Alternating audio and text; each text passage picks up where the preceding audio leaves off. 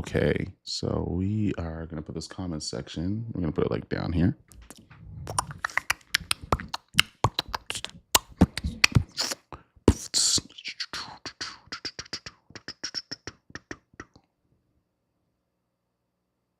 Did it go live? I don't know.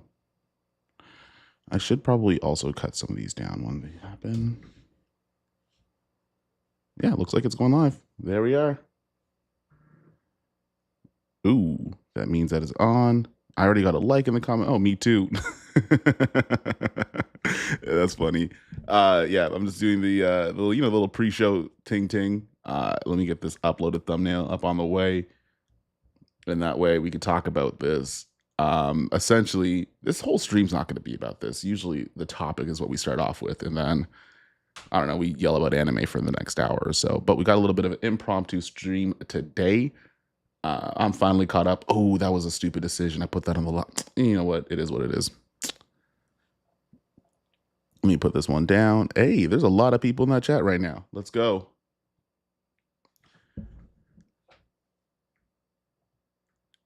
Hey, before we get started, YouTube is crispy. Hats off. Hey, let's go. This is an impromptu stream. So basically, I was doing a video on anamorphic live streams using the Pixis. And then I got to the point of like the video where I'm like, oh yeah, like we're going to talk to like Uncle Kofi. And then I did the thing and I looked at it. I'm like, honestly, hey, we could roll on a stream right now. This is kind of dope. So you know what I'm saying? So this is kind of how we're looking. This is the final product. You're going to see the anamorphic live stream video this week. So that's where we're getting all this from. So I just decided to roll on the stream. I may have to plug the camera back in, but my little like power thing doesn't reach all the way over. So that's a thing I got to point out. Shill, hey. Calling me a shill is only funny when like Cam and Terry do. I don't know you. I'm just kidding. It is what it is. So today's video is, it is going to be kind of about my opinion about the FX3 Mark II. And like, I don't know if it's real. And also like, what would you want from it? But as these live streams go, it usually devolves into something completely different. I have no format in terms of a live show here. Hey, Giovanni, good morning. Do you sleep, bro? Because every time I go on stream, you up and you win. You're locked in, and I'm here for it. It's crazy how frequent you are. Hit that like button. Hey, respects. Good morning, Rasp. We might have to start an ASMR channel. Shaq, it's actually because I got a new microphone. This is the Shure M7 Plus. So instead of the USB micro or whatever cable, it's a USB-C. The little mute button, it's colorful. That's as much as I know about it, but it sounds good, so it is what it is. Hey, James Jackson. What up, bro? Have you got your hands on the Ursa 12K yet? Mine's actually, it's in the case behind me. I'm supposed to bring that back to Blackmagic, but they didn't give me the best instructions on how to give it back. So it's still in the office, but I have no shoots with it. So right now it's packed up. Keep gear safe, guys. Yes, sir. Keep your gear safe. Get your gear insurance too. I only am getting my lights back like today. I actually got to keep one headphone open just in case they come through, but I'm only just getting lights back from when my car got broken into. So like that's today, I think. I got you. Might have to go. Oh, you have the OGM7. Yeah, I have the OGM7. And I don't know. One of the things with it was like that stupid, like the USB cable connection over time, just the whole port fell out. So I was like, you know what? Like, I'm not going to buy it again. So, Vanroy, what up? Hey, we got a lot of brothers. We got a lot of, melanated brothers in the chat. This is good. Very seldom do you see that. James, now I've not. I've been reaching the Blackmagic, but they've been MIA on it. It's James. I'm so sorry. It's probably because it's in my room. It's behind me, and I think they only have one. So I'm sorry. Feel soon. Yes, sir. Waiting for the next Sony camera. So I think we're gonna jump into it. I think we have enough people in here. We've been going on for like 4 minutes. I can get a show started faster than Brandon Washington. Let's go. Yeah. So the FX3 Mark II is something that I feel like most people will ask, especially in these live streams, especially in like other people's live streams, rumor videos and stuff like that. But truthfully, from the writing being on the wall, from talking to some of the reps, I think we've made up a unicorn that doesn't exist, like remotely exist. Um, some of the things I think people wanted to do was they wanted to have like a built-in ND FX3 size camera. But the problem with that is that like there's not enough room to put an ND filter in, right? Like it has to retract up and come back down somewhere. So it has to be bigger. And Sony's design language is very much so of like, can we make things smaller and smaller? Like they just dropped a 60 millimeter lens like a couple days ago, and it's way smaller than the Viltrox. So I don't necessarily know if the built-in ND super compact happens in the same sense, especially if you want like a variable ND filter. I don't know if that's going to happen. And then in terms of just like the release cycles, Sony usually goes like top down. Like the thing, by the time you get to like the ZV-E10, it's borrowed from like a camera that came out before, that's borrowed from another thing that's step up and over and over and over again. We haven't gone from the top part yet, right? So we have the A92 or the A12, and that's probably going to be the predecessor of all the new mirrorless cameras coming out. From the FX line, the FX9 is kind of end of life from what I understand. Like they're not going to make another FX9 II, but we still have to wait for that, like whatever that price point camera is to kind of be the thing that all the other cameras come from. The Sony FX3 being one of the last ones. So I don't, even though it's wildly successful, that also plays into it as well. If it's wildly successful, why would I need to rush to make a new one? Because the recycle time between people that already own FX3s probably aren't selling in droves to go get a Nikon Z6 III or a Nikon Z8. At least not a significant amount in terms of the market that I have to speed this camera release up. That's one of the reasons why I think it's a myth. And by myth, I mean it's not coming out anytime soon. I've been working and networking nonstop for the last 2 weeks. God dang. Danny shakes fist. Yeah, man, I'm sorry. My rental thing went up. It was for 2 weeks. And then they just gave me a number to go to FedEx with. And then FedEx is like, we don't know what to do with that. So hopefully I get a shipping label and it'll get to wherever it needs to get to, which is hopefully your house. Made from Java. What up? What up? Give me 1 second. I'm going to put my, I got to plug in this Pixis so it doesn't die. Oh yeah, it's going to die. We are going to die. We are going to die. Ah. Ha! Narrowly escaped a dead camera in the middle of a live stream. Let me just put that back in focus. And if I'm out of focus, you guys have to tell me because you're bad friends if you don't. I don't see if I could put in the Mark II of the FX3. Might as well get an FX6. Honestly, gifted I am. I think the only things that I think would be for the FX3 for what it is. I mean, it doesn't need a faster readout, in my opinion. I would love a downsampled image in anamorphic support, maybe better stabilization. That's pretty much that's it. If the top handle, like the little audio handle, if that did 32-bit float like Lumix does, that'd be cool. I think what we're doing when we want a built-in ND small compact camera with a variable ND filter is we're asking for a C80 without asking for a C80 with extra steps, which I don't think Sony's going to make. Now, what would be cool is an adapter, like a VND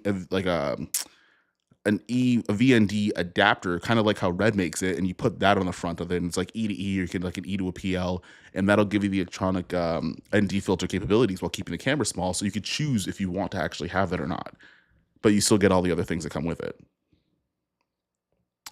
Bro, much respect for you. I see you try to respond to all the comments on your YouTube videos, and it's much appreciated. Jamie, respects, man. I think sometimes when people complain that like creators don't answer their comments and stuff, there's so many. So I try my best, and sometimes I'll what I found is really cool, and you guys might experience this somewhere in your careers. Do cardio while answering comments. Just read the comments first before answering them, because you don't want to get pissed off on if you have a dumb comment while you're doing cardio. But that's usually the time that I'll try to get that done. Greetings from Russia. What do you think about the Lumix S1R II?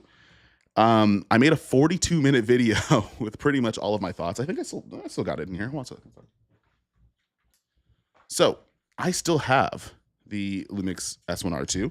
I've been using it for a little bit. I am working on a Nikon Z6 III video that is super far overdue. So I have to kind of bench this S1R II for about a week or so while I finish that video.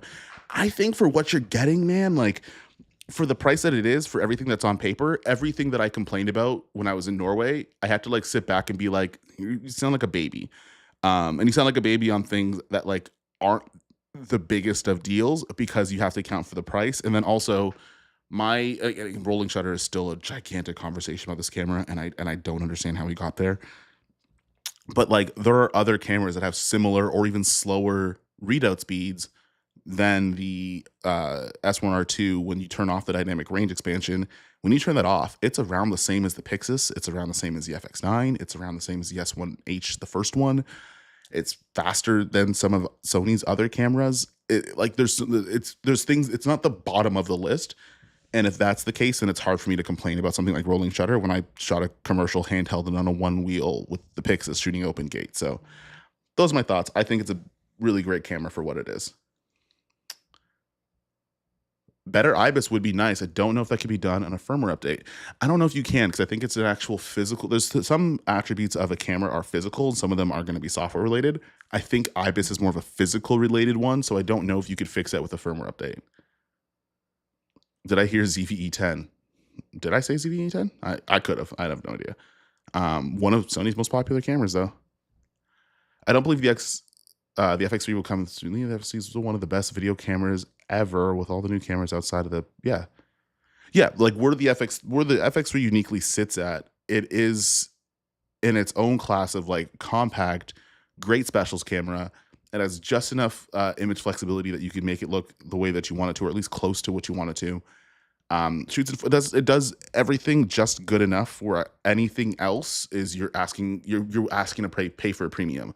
And the hard part is I think the people that are asking for some of those things in the new FX3 aren't going to be the people willing to pay for that premium. For example, it's the same thing with the S1R II. The things that we demand that we wanted out of the S1R II, are you willing to pay $600 to $800 more dollars? And if the answer is no, well, then that's probably why it's not there, which is also kind of just the same to say for the FX3. As a Red owner, what do you think is the best investment, Ronin? 48K for steady shots and B-roll, or a set of Nisi Athena lenses and other camera support? Alexander, I think my biggest question for you is, what do you have already? Like, do you have cinema lenses already? And do you have a secondary camera already? Or like, are you using, like, do you have a gimbal camera and a gimbal setup already? If you don't, then and you need one, then obviously the Ronin 4D 8K. But if you don't have any lenses, like if you don't have any good glass for your Komodo or your Red owner, I would probably pick up the glass first. What specs do you think the FX3 should have that's worth upgrading to? You know what? And I thought about this for a little while, especially when new cameras come out. I don't know if the weighted average on new cameras coming out and how they do things is more weighted on, I want you to upgrade, or I want to give people that are just entering that market to have a better jump on point. So what I mean by that is, where you bought your first FX3, somebody else is that might end up getting an FX3 Mark II in a similar position kind of thing. And maybe these companies are giving people better jump on points when they get into that type of market, right? So for example, where you bought the FX3 and some of what those needs were, somebody 5 years ago would have bought something totally different. Obviously the FX3 wasn't available. Something like 3 years ago, they might have bought something different. Maybe some of these companies are making cameras for those people than it is, you have the FX3, now you have to get the Mark II. That being said, I could see probably a higher resolution or a downsampled image while still keeping great readout speed. I could see better IBIS. I don't foresee built-in ND filter. I don't think it's going to happen. And then just a better processor, so then all those software things that like a cinema camera like the FX3 should have had from the get-go are already in the camera, so you don't have to worry about those things later, right? And we've now seen that you can get internal false color on the S1R II. So I would assume that Sony would do the same thing on their camera that's supposed to be part of their cinema line, for example. But honestly, there's not a lot for what the FX3 is. There's not a lot that I want from it. Anamorphic support would be great. Going live with Anamorphic solid flex. I'm actually working on a video on how to set this up, and halfway through me doing it, I'm like, I could spin it live. So here we are. Also, the FX3, I still think is a myth. I don't think it's real yet. Champion, what do you think of the new red cameras, the Nikon mount? It's gonna unlock a lot of options. I think for people that are already in red workflows, and like when I had the Komodo X for a short time, I was in that workflow where yes, there was like I was getting jobs based on skill, but it was an added bonus when I had my Komodo X, so it made sense to kind of invest into one. Also, the rental shops in Toronto at the time for like 8 months, just nobody had one. Um, I could say if you're in that type of workflow, having even more options, and even I think like the Z mount now has the autofocus capabilities and stuff like that. Like I heard there's a big autofocus update. I think it's gonna be really good. Now, again, red cameras, I think like red users know who they are kind of thing. So I think what it is for people that are already existing red users or already existing in that like workflow and that production capacity, I think it's gonna be good. You guys are eating good. I think everyone's camera is eating good right now. Maybe not Fuji. Who knows? I'm just kidding. If you sell the Komodo X, would you update it to the new Z mount? Yeah, probably. Mostly because like I have Sony stuff already, so that would make sense. And I didn't have RF lenses, and I don't care about getting a lot of RF accessories just because the way that they treat their mount. So I think in my unique situation, even like because when I moved from the FX6, I still had all my Sony lenses, or I had a lot of it. So yeah, that would make sense. Maybe if I had my Komodo X still, I think the hard part with that is I probably would have just like bought a red Komodo Z instead of upgrading, because I think it's like $2,000 to do an upgrade. And I think if you just buy it outright, it's the same price. Alexander Lights and Audio. James, I think his question was like if you already have those things locked in. But yes, lights and audio are going to be important, and probably more important than whether or not you want a Ronin 4D or a set of lenses. They should release the FX3S with a slightly better LCD and better audio handle, maybe. I don't think it's worth for Sony. I don't think it's worth it. Like I don't think that would be enough for them to put the R&D behind making a new body. It'd be nice, but I don't think like you'd have to have a bunch of other things that would come with that. I don't think that alone would warrant having a whole team work on it. After post-hype clarity, I think the S1R II seems like there's a lot, but I think there are better options. Yeah, which is fine. Like when that's the same with every camera, right? Like when the Pixis dropped, I still think it's great. I use it all the time. Are there other options that serve better for other people? Yes. I don't think the S1R II is meant to be the end-all be-all camera, because obviously people have different needs. I don't think any camera that's going to release going forward is going to be the one and only camera for everybody, because there's so many options now, right? So some people want the Nikon Z8 for its readout. Doesn't have anamorphic support, doesn't have some of the built-in tools. I don't know if it has the fully articulating screen. It doesn't have the internal 32-bit float. Like it doesn't, like it's stuff it doesn't have, which you have to decide whether or not, like, well, do I want super fast shutter, like rolling shutter performance, which I heard it's also overheats at 8K. But do I want that in place of giving up all the tools that Lumix gives you, and vice versa, right? So that's one of the things you have to consider. But like hype always happens around when you see 40, I think there's 70 videos on the S1R II. That's just the nature of embargo releases. And the thing with embargo releases and like demonizing them, and this is not to you, James, the thing with demonizing them is that like everyone's looking for them anyways. For example, the rumors on the S1R II, those videos have more views than me actually using the thing. So to say that like, oh, like they're to look down on them is kind of going from two sides of a mouth, because we've watched and stalked and waited to see those things. Then when they come out, we're like, oh, well, it's not worth it. And I'm like, I don't know if that's necessarily true. So whatever.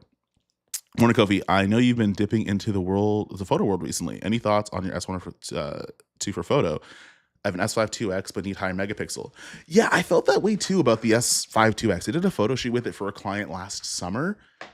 I thought I would like it a lot more for photo. I didn't. I didn't care that much. In terms of like its quality, but in terms of like the compactness and stuff like that, in terms of like just being able to like just get a bunch of street photos, I like it for that aspect because you don't need a lot of megapixels for it. But for like portrait shoots and stuff, there's better options. The S1R II, I haven't done a lot of photo with them. I've only done like a few photos. I mostly like, I'm a video person first, and then photos kind of come later. The S1R II looks great for photography. The hard part is that getting raw files on Lightroom hasn't happened yet. You have to use Capture One. We got like a special Capture One code for them, so it's going to be kind of hard for me to give an opinion about that until I could use like all my tools that I have in Lightroom already on the S1R II raw photos. Open Gate 6x5 sensor, 6K, so Super 35 mode is still 4K. Internal raw tool, yeah. Yeah, all the AI and all the other like that's a solid. I wouldn't complain if that was it, and they could still maintain a relatively reasonable like readout, because I think that's what people are after in the FX3. Like I think that's an expectation uniquely on the FX3 versus other cameras, because it's not known as a high resolution body. It's super solid, Mike. I think that might be something I would like to see. So that'd be cool. There are so many comments. God dang, I gotta stop making these titles, bringing people in these live streams. Oh, there's also 89 people. Hey, if there's 89 people, there's only 31 likes. There's a problem here. What do you think about the R5C? It's a camera. I've never used it. I avoid having thoughts about cameras I haven't actually put in my hands before, or I don't know anything about. The R5C being one of them. Hey man, I grabbed an FX3 recently for some personal work, and I'm wanting to get great autofocus and zoom lenses that's on the cheaper end of it. Thinking 16 to 35 Sigma. Do you have a favorite lens on the FX3? Nathan, I use the Viltrox 13mm quite a bit. I didn't actually use zoom lenses the entire year and a half that I had the FX3. I never actually used zoom lenses once, so that might not be. I might not be the best answer for that question. You also think another FX3 is dropping? Not this year. I don't think so. I don't think so at all. Because I don't think they need to. Because we're still putting things in contrast to the FX3 right now. I don't think so. I don't think it's gonna. Because if you're a business and everyone's buying the product that you've already made, I'm not gonna spend a ton of R&D to rush out to have one now. Now, when there's been a long enough time where people want more from their camera, they're going to other options in droves. Yes. I don't think it's happening right now, and I don't think it will for a little while.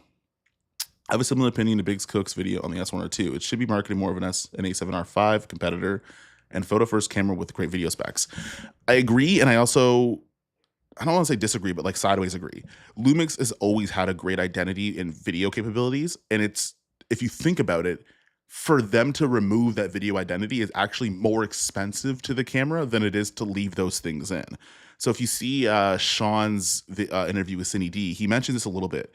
It's actually more expensive for them to say, let's overhaul everything and just make it a photo thing and discount all the video features that we have to it. Also, people that are already familiar with the Lumix brand are familiar with like powerful video features to begin with. So I think it might have done them a disservice to actually pull that away. Now, that's not to say that the S1R II couldn't use more photography features. There are some people, there's some valid criticisms about like the 40 frames a second not being fast enough to match up with a readout, and possibly having like a 20 frames a second that gives you better rolling shutter. That's not invalid.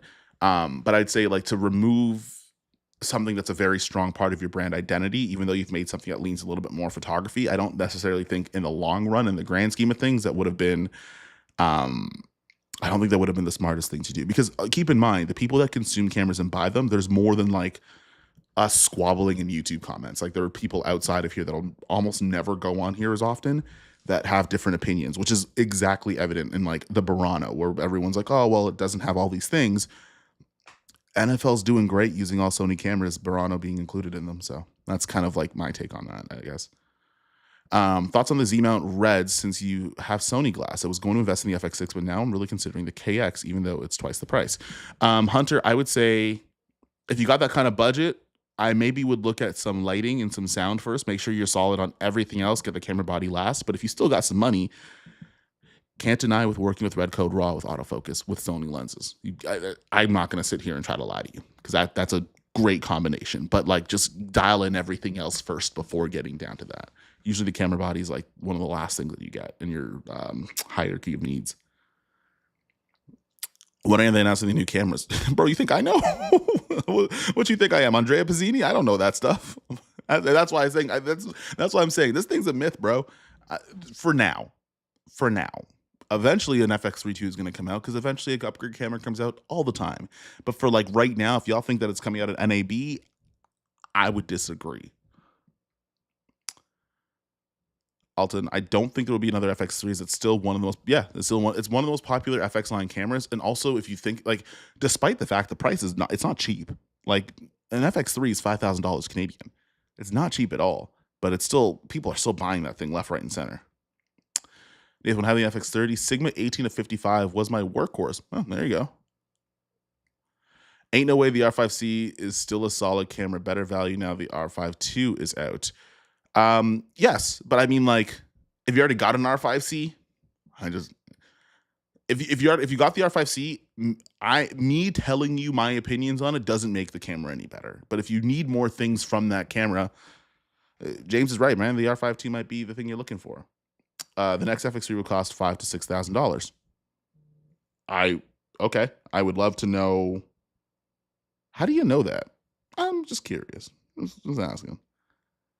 Claudio, and that's okay. Fair enough. I mean, if it's something you're gonna buy, then you'll buy it. AI chip, better LCD, 32-bit. I can get behind that. Hey, I love your videos. What's your favorite lens to use on the Pixis? My local dealer has 45% off L mount unit. Dang. 45% off. That's like, what is it, like $1,500? $2,000 maybe? Right now I've been using I have my diesel Vespa primes, and that's usually for like client stuff. Blazer Remus set that I've been using. I bought them in like September. And I've been using them since, because for those of you guys who don't know, I'm not sponsored by Blazer. I just buy them because I really like the lenses. But also everything that everyone else said that was sponsored, I say the same things. They're great lenses. It's not a myth. I know someone who held it. Send me a pic. Everyone that says this line right here, I'll put my email address in the chat. Send me a pic. If you don't, I don't believe you. Send me a pic. Send me a pic. Run a pic. Send me a pic. I won't even tell anybody. Send me a pic and an NDA. If they just add open gate to the current FX3, it'll continue to be popular. Yeah, I believe that. I mean, there's a couple other things they can do, because I mean, if they're gonna have the audio top handle thing, I'd love if they just made that like 32-bit float enabled. I don't know what they have to put in there to do that. I think, what else is there? Like 4K is still great. I would love a downsampled image, just because I don't think if they can do it on the A7 IV, they can do it on FX3 Mark II. But outside of that, like, you're right. Like, anamorphic support would be great, and then also like video tools. For example, I don't want to wait, what was it, like 3.5 years for shutter angle. That's insane. So video tools would be great. If the body stay the same, maybe there's like an external VND adapter. That kind of like small things, not nothing crazy. How's everyone? How are you doing, Andrew? How are you doing? Also, I'm looking at this little like scroll thing. There are so many people in this.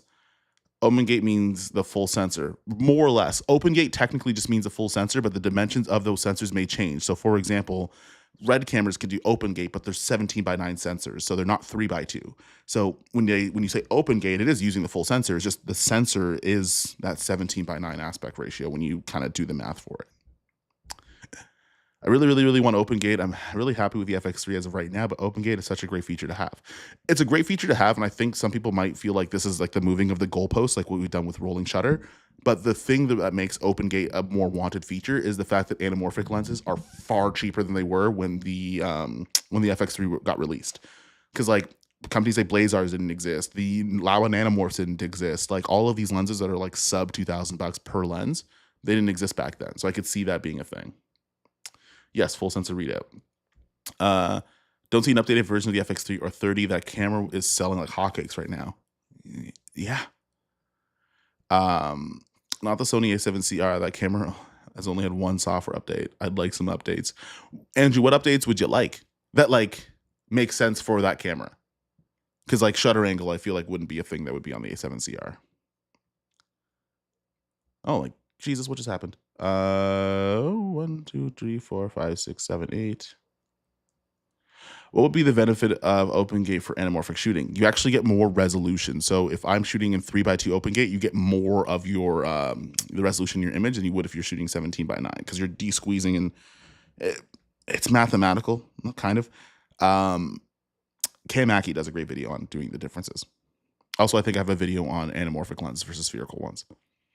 Putting India proud of my A7S III, just watching if there's anything new. I'm gonna tell you right now, digital nomad.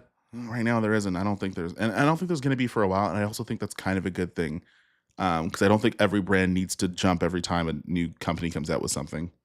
The adoption switching timeline, I don't think is as fast as what people think it is. Thanks for needing to hear that. I believe Sony will add OpenGate to the FX3 if the rumors that the Canon will add OpenGate. Downside, it won't come till 2027.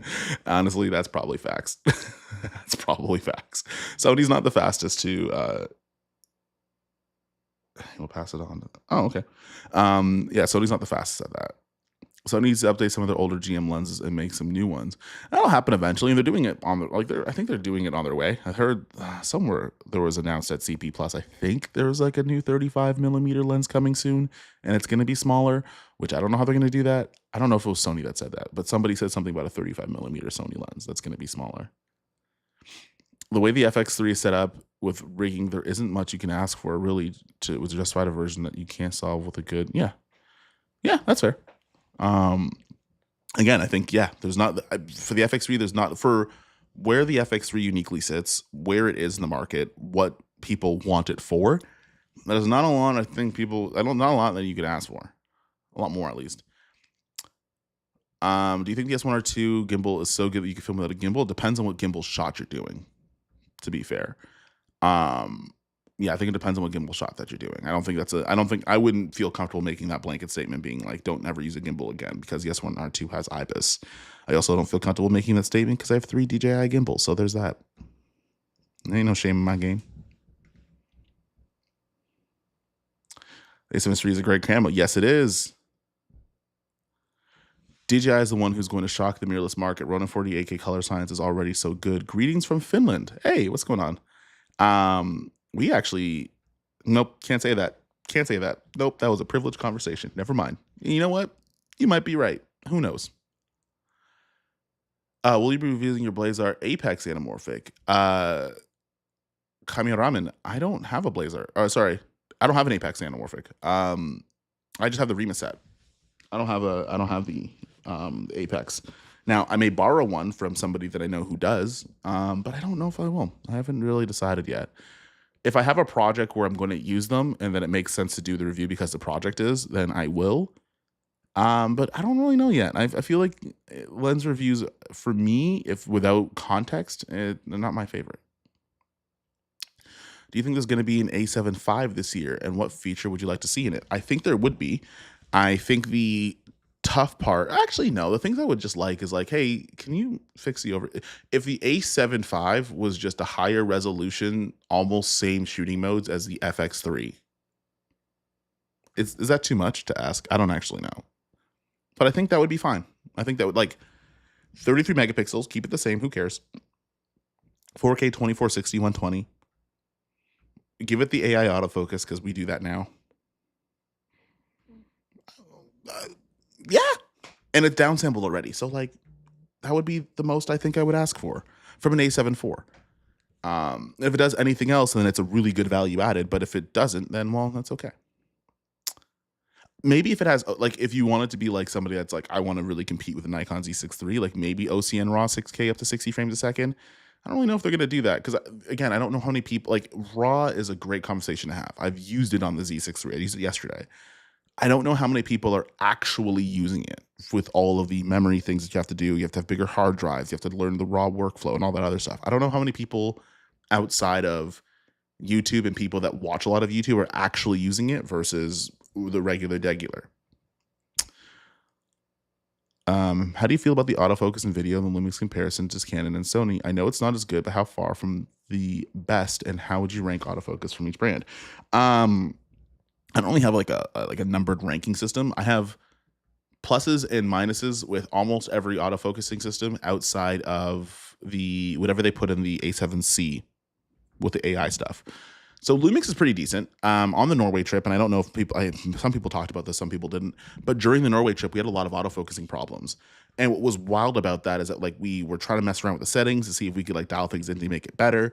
And we fixed some things in the settings to be able to do that. We brought it up to the Lumix team, and, like, it was like the next day they had a firmware update, and then that fixed the autofocusing issues. Now with that fix, I think it's as good as like a non-AI autofocus Sony camera. So for example, like the FX3, I don't think has the AI autofocusing, and it still has decent autofocus. But even my FX3 has like hunted on me sometimes. It's lost focus on me sometimes. So that still happens. But I would say like the S1R II in a very non-scientific way is around that ballpark, which I think is more than decent. If you have problems focusing outside of like the confines of what the S1R II can give you, that might be a user issue. Um, Canon has solid autofocus. I found that on people with darker skin, it does not do very good in the autofocus department. Outside of, I think it was a C80. So like their new gen cameras improved that. But I remember when I owned a C70, all my clients were black people, and it was super hard to get autofocus because it almost never worked, which was really, really frustrating. So, Canon, I'm like they're all pretty, like they're all within, I'm assuming like 10% of each other. But it also depends on what you shoot, because there are some things that are more complicated for autofocus than others. Fuji, I know, does like from what I understand, doesn't have a great track record in autofocus. So I would maybe, like I said in the bottom, just buy elimination, process of elimination. Nikon's really decent too. We used it, like using it yesterday was fine. I already have a Red Komodo OG. Should I get an FX3 for as a second, or Red Komodo X for weddings? Only you, the Lord, and your wallet can answer that. I cannot. I cannot. At least I can't answer it first. Do you think light meters are obsolete? I don't use them often. So, like, I don't use them often. And I could still get pretty decent. Like, if you need an exact contrast ratio, some sort of measuring tool would be helpful. I just don't use them often. Bcam. Yes. I think there's more context. I could see Peter wrote a bunch of stuff. It was funny. I think buying something that shoots internal RAW. Yeah. Oh, hang on a second. There's a bunch of things Peter said. For RAW, as Nikon Z8 with red LUTs is my go-to for the Komodo as a B cam. Okay, that's fair. I mean, yeah, that's fair. It's designed to do that. Canons are better and Lumix to match with the Komodo instead of the Sony. Interesting. I'm maybe half in, half out on you on that, because I've used an FX30 and a Red Komodo X in the same shoot and matched them, and they were pretty okay. City Match. Try City Match. I did a video on that where I tried to match the FX30 to the Venice, and it worked out okay. Oh, okay, it worked out okay. It wasn't 1-to-1. Careful asking dudes to send you pics on the internet to your email. Yeah, that's fair. That is fair. I mean, like, you send me something ridiculous, I'll put you on a list. So HDM out kind of sucks. For what though? Wait, what I missed? Why do you think it's a myth? David, I think it's a myth because I don't think it's coming out this year. That was the myth. That was a myth part. And based on like the amount of people that aren't dropping their FX3s to get another Lumix or a Canon or whatever camera, or even like the Nikon camera, I feel like what's happening is Sony's like, yes, you guys come out with as much things as you want. We don't have to rush this FX3 thing, because they didn't with the A7S II, and people used that camera until the A7S III came out. So yeah, I think it's a myth. Also, I don't think we've seen any like what are those things called, where like when you find out where the sensors, the registrations for stuff, we haven't seen one that makes a lot of sense for the FX3 Mark II sensor. Hi, Mr. Chaudhry, he's back. Mr. Chaudhry is going to leave some fire facts about movies. Is the audio or video not synced for anybody else? That'd be weird. Is it not? That's weird, because it's going through SDI through a Thunderbolt something cable. So hopefully it's okay. So it needs to give us an update on the A7C II so we can use the monitor app and Anonymous monitors. Yes, you're correct. Well, Blazar existed, they were Great Joy, and the anamorphic lens looked cheesy. Yeah, I remember the Great Joy lenses. I remember not many people getting them. I also don't know if the optics are the same when they were Great Joy to when they changed over to Blazar. There might be a difference in those. I don't know if anyone's compared the Great Joys to the Blazar Remus. So yes, Great Joy was Blazar beforehand. I just don't know if the lenses were exactly the same. They were big. They were big anamorphic lenses for primes. They were gigantic, and that's what turned me off on them. Sigma is making a smaller 35 f1.2. So Sigma, it's like Alton, thanks. Someone was making a smaller 35 millimeter. I wasn't sure. Hey, go be Phil Ontario here. If you had to choose with an unlimited budget for your project, would you Sony Red or Ari? If I had a limited budget, it wouldn't matter. Hear me out. Because if I had a limited budget, whatever camera I pick is probably going to make it's gonna look good because I'm gonna give it to the best colorist I can give it to. So like I could shoot on a Nikon Z6 III with unlimited budget production wise. Send it to Kazi and let him work his magic with it. You wouldn't be able to tell.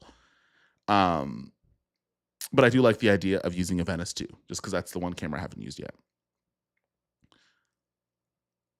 Rocky, so I'm gonna tell you, Rocky, right now, my memory super short term. What was a metaphor? Because I don't know. Depend. Reds tend to be smaller and lighter. Even the Raptor, yeah, that's fair.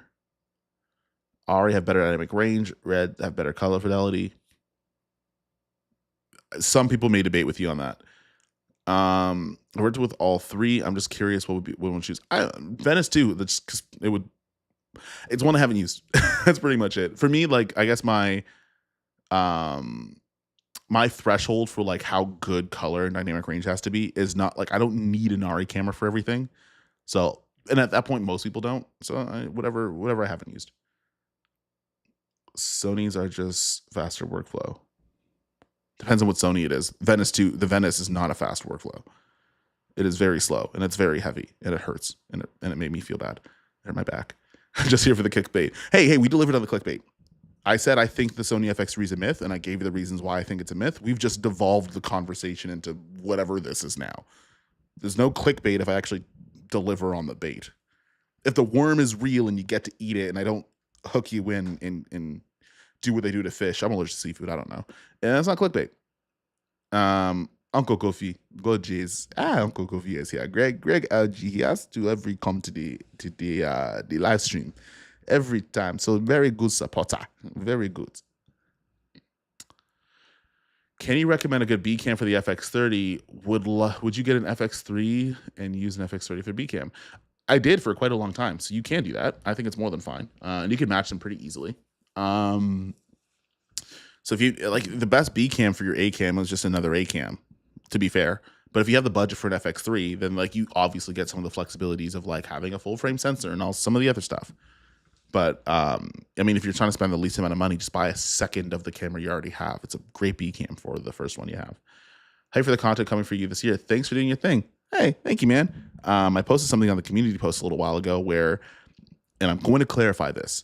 Launch day videos where I'm not being paid to do the launch campaigns, especially when it's like lenses or cameras and stuff, I'm probably not going to do them. Now, that's not to say that I don't have the item already. For example, like the S1R II. I had a long text conversation with Lumix about it, and I mean, it's still a topic of conversation because it will be for at least 7 days. We're on day 6. But I had a conversation with Lumix about like what their thoughts were about like, hey, if we ever work together again on some of these things, or if I go on a trip or whatever the case is, do I have to post a video on launch day? And like Sean was like, no, man, like whatever you're gonna do to make a better video, like we don't like there are some benefits to having people post on launch, and there are some creators that we would love to do that. But like we don't need everybody to do an embargo day. And if it means that like, hey, you're gonna make a video somewhere around where the shipping date is and it's way better than the launch could have been, then do that. We'd rather you have a longevity in terms of how people view your content, because it only benefits us to do so. Then you have to like clamor over and like stay up till 4 a.m. to do a video on embargo day, which I don't know if you guys know this, but for the vast majority of people, they're not paid to do these embargo videos. So it's like an unnecessary expectation we put on ourselves to get them done. But I've never, at least the camera brands that I've covered, like no one's been like, hey, this video better come out on this day, and it can't come out on any other day, or there's some sort of thing that'll happen to you. I think that's just as much as the FX3 might be a myth. I think some of the chatter around launch day videos and stuff might also not be the most accurate. Facts on something. Mind you, there's a delay between the things that I say and me reading your chat. So sometimes when there are things that are said in response, I get confused.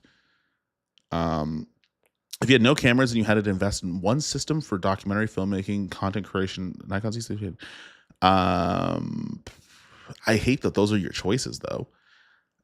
I would maybe go S5 to, I don't know. No, not S5 2X. Um, any one of those three, I think, are going to be equally have pluses or minuses, and it depends on what you're willing to work with. I've never used an R6 Mark II. So I could only say Z6 III, which I've used less than the S5 2X. I've had the S5 2X for like a year and a half, and I just never made a video about it. And I've been using it since like 2020, end of 2022. So I'm going to say S5 2X because I've used it way longer. It's synced. Thank you. When I ask Sony engineers about it, they just laugh because I don't even need to. Yeah, man. I asked one of my my Sony contact in Canada, and I asked about that, and they're like, "Why do we have to?" And I'm like, "Oh, I mean, like that's not the answer I expected, but that's the one I got." Yeah, I don't think these brands are clamoring over making an upgrade of a camera just because Nikon and Lumix and Fuji or whatever are making them, because I don't think they care. They have a gigantic new tech deal with the NFL, so their cameras are going to get used in the biggest sports event in America, biggest sports league, I guess, in America. Other people use Sonys all the time. They've been doing it, so I don't know. Yeah, truthfully, to your point, Benj, I don't think they need to do anything different, and at least not for a little while. Benj also sent you a message about a particular video about a particular camera that I'm working on that I want you to be a part of. Answer your Instagram DMs because it hurts my feelings. I'm also just kidding. You have a life. Do you think camera brands like Kinfinity and Zcam will gain any popularity in the industry? I think when they decide that they want to actually market those cameras, they will. I was just talking to somebody about Kinfinity the other day, and they're one of the more underrated camera brands, but they do kind of nothing in terms of their marketing. They don't do a lot in terms of their support either. I think from what I heard, there's not a lot of offices of support in places, so it's kind of hard to feel confident when you have a Kinfinity camera that, like, even if something goes wrong, it'll get supported. In Zcam, I don't know. Zcam's, I think, from what I heard, is popular in Europe. I don't know if it's going to get popular in the United States because there are so many people with like Sony and other cameras that are around. But Kinfinity has really, really great stuff. It's just nobody cares because from a marketing perspective, almost they don't. As a longtime Nikon guy, I want the Z6 III so I can adapt my old lenses. Yes, that's fair. Sony makes it tough though. I can't use Canons. My hands burn like a movie vampire touching holy water. Honestly, using that C80, as great as the image was, I was like, I don't know if I'll keep this thing. It's great, but it's like it's one of those things where I'll use it, and if I don't feel like I'll care about it past the usage, doesn't mean it's bad. It's just for me, I don't know, it doesn't sway me either one way or the other. The C70 autofocus act like it's trying to unlock an unlock character on Mortal Kombat. Yeah, man, it's on black people at least. See, I'm not the only one. Whenever I say like, oh, Canon has a problem focusing on black people, everybody's like, oh, how dare you say that? Canon has the best color science. I'm like, cool. Color science means nothing if I'm fuzzy all of the time. That was also just me joking. I'm being facetious. Why does everybody live stream Anamorphic now? Cedric, you're talking about 4 people. It's just me, Cam, Terry. Me, Cam, and Terry. I think it's just me, Cam, and Terry. It's just 4 of us, 3 of us. Might be one other person I'm missing, but it's only 3 or 4 guys. It's not really everybody. Just literally just the 3 of us. As a Z8 owner, I love the camera for filmmaking, and now with shutter angle, life is easy. Just now, N-Log 2 with red wide gamut is going to be nutty. Man, I could hope. Does Nikon Z8 have LUT support now? I actually don't know the answer to that. There was one thing somebody asked me about the Z6 III in contrast to the S1R II, and some of the video features even on the Z6 III are great, but I also get annoyed at them as well. One of the things is like when you press record, your monitor has to like do like a weird power cycle to just let you see the image while you're recording again. And because it doesn't have the clean feed to your screen and the monitor, the only way you could see anything is through that monitor that has to like do a weird like pause thing every time you record a clip, which is really annoying. Get our 3D RAW into Nikons, they will be unstoppable. I think there's if anything that we could learn from, say, Lumix, pumping features into a camera without marketing strategy and positioning. I don't know if it'll mean like it means a lot when, like, for us, that just pick the tool based on whatever's on paper in contrast to what the job is. We're a small group of people, small, like we're very, very small. So I don't know. It would be great. I think it'd be very solid. Do I think that it would take a gigantic market share? No, because again, that kind of goes back to the whole RAW conversation. I don't think as many people are using RAW as we think they are. So Sony Def wants a video on launch day or closer too. I have not had that experience. I will, and we have the same contact. I'll tell Kish all the time, like, hey, this might not come out on launch day.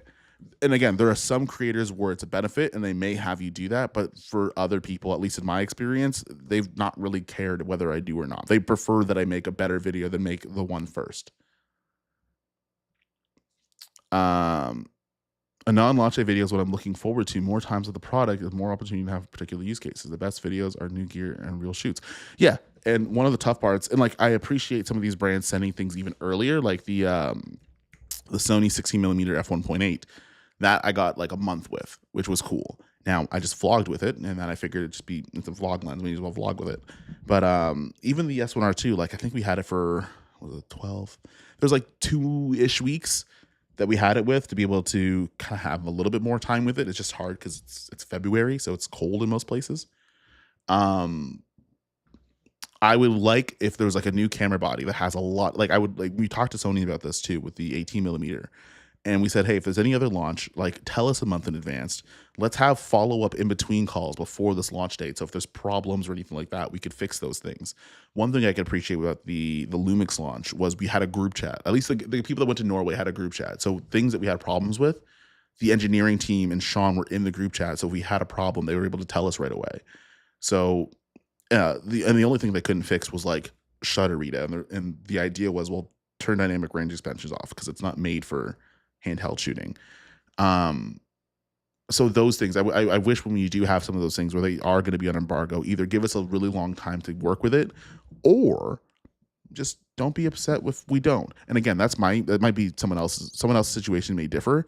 But when I talked to Blackmagic, they've never had a mandatory date for me. Sony will tell me when the embargo lifts, but I've never had them follow up if I don't. Nikon sent me the Z6 III and ZF like a year and a half later, so there's no way they wanted me to do a launch video. So I guess it depends on the creator, it depends on the person, but at least for me, I'm not doing launch day content unless it's something that's paid for. So like if Artlist sends a bag, maybe, and that video's performance will do better doing it that way, but outside of that, I'm not going to bother. What do you think about the Sony ZV-E10 Mark II? Well, it's the same sensor as the FX30, and I like that camera a lot, so can't really say much will go wrong. I do think it's stripped down quite a bit, though. But if you don't need all the stuff that the A6700 and the FX30 have, it'll be fine. I recently sold my FX3 and got the ZV-E10 too. Interesting. Because still relatively want new and super cheap here in Japan. Oh, okay. Rest of the money went to Blazar 50 minutes and rent. Yep. In this economy, I don't mind people selling their cameras to get their rent paid. Why I care about the FX3 Mark II? What about the FX3 Mark V?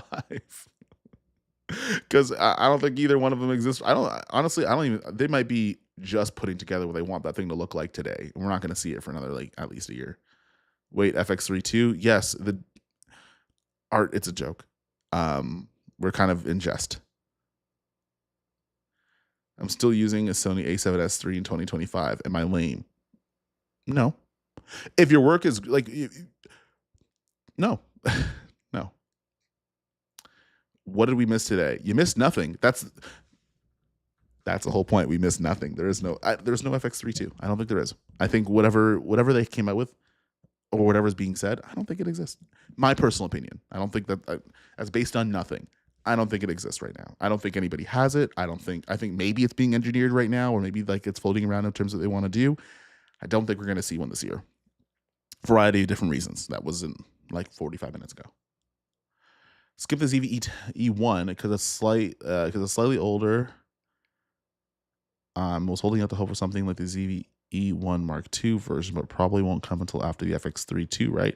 There's a lot of cameras that are going to come out way before that ZV-E1 Mark II. There's a lot of cameras that are going to come out before the FX3 Mark II, to be honest with you. So I wouldn't, if you need a camera today, I wouldn't hold your breath. I would just get the camera that you have the money for right now, and shoot and make as much money as you can with the camera you have now, and then when a new one comes out and you have the budget, sell it and just use the difference. And truthfully, more than likely, the money that you made between buying the camera today and when you sold it is going to be greater than the money you were going to lose by selling the camera in the first place. At least that's the hope. Hey, Kofi, your friendly neighborhood Badrox from Kenya. My friend. What are the best zoom lenses for documentary filmmaking with the Pixis Laowa Ranger or the Daiso Kata Ace?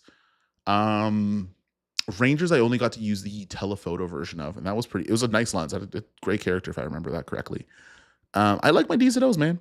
I'm a Daiso guy. I was a Daiso guy in 2020 when I would rent the lenses, and I spent so much money renting the lenses over and over again. And I'm a Daiso guy now when I have a kit of 4 of them in my office. So for me personally, I like the Daisos, but someone might like Laowa better. So personal opinion. What made you prefer the Pixis to the FX3? Been debating on this internally for months, leaning the FX3 myself. So, and one thing that I'm learning with like kind of comparing cameras and stuff like that is I have to make the context of the fact that because I am now fully dove into this content creator stuff, I have so many cameras, so many, too many. And it's hard to give somebody advice on what to get in contrast to another thing when you have 8 of them, because I might like the Pixis over the FX3 because I already have an A7C II, an S1R II, 2 Nikon cameras. There's another camera somewhere in here that I have as well from another brand that I can't remember. And then I also have like 2 DJI cameras in the Osmo Pocket and stuff. Like there's too many. So what makes me pick the FX3 over the Pixis, if I'm in a situation where I can only pick one of the 2, it's going to depend on the job. But yeah, in terms of where I'm at with cameras and stuff like that, and like which one's your main camera or whatever the case is, that's on a rotating scale because my depth chart only needs 3, but I have an inventory, not an inventory, but I have a roster of like 8 or 9. So it all depends, and you just use whatever you feel like using at that point. But yeah, the FX3 is just like a smaller, compact camera where if you don't necessarily want all the color information and fidelity from the Pixis, it works just fine, and it has autofocus. I have a friend who uses Zcam. He does pretty well with it, but he's pretty established. Yeah, because a certain point of your establishment in your career, it doesn't matter what camera you have, which is fair. And also, like, Zcam looks great. I don't see them often in the wild, and that's because there's other options here in Toronto. Canon has a very high level of contrast. Yes. Again, sorry. Sometimes when I get the chat and like when I get down there, I don't know what's being talked about. I love the fact that Siri has to put at the new Vision Primes with changeable mounts. It's like makes changing platforms easier. I wish more lens companies did that. I wish more companies did that. I wish like you got like I think Cook has an E mount and L mount that you could interchange them. I didn't get the kit, if I remember correctly. I didn't get the kit where you can do them, but I think you can on those guys. But I think that's the only other lenses I know that you can just take the mount off and put a new one on. And I think a lot of Cine lenses should do that. What very convenient camera would you buy to have something super light to do some quick testing shoots of the city example? It depends on what so I have my S9. Actually, my girlfriend has my S9 now. My girlfriend actually took the S9. It's hers now. She's decided that that's her camera because I have too many. But that's a camera that I like just having. Like I'll keep it in like a cargo pocket on me. So that's super convenient, but it also depends on the lenses I'm testing. So like, for example, if I want to test cinema lenses, I prefer having the Pixis for that, but the Pixis I'm starting to like a little bit more as like a sticks camera, maybe something on an easy rig. I might start using the S1R II for that. So if there's like a cinema lens that comes out or an anamorphic lens that comes out, I'm probably going to use the S1R Mark II to do a lot of like lens tests and stuff, unless I'm testing things for the camera body. How long before the S1H2? Man, I've been told from people that have contacts at Panasonic about this S1H2 since, if anybody remembers when I did videos on the Venice, which would have been 2 years ago. And it makes sense because again, if you go back to that live stream where I think it wasn't Sean and Sunny D, it was Matt. And they said like, hey, it took us so long because we were just waiting for the right sensor for that camera.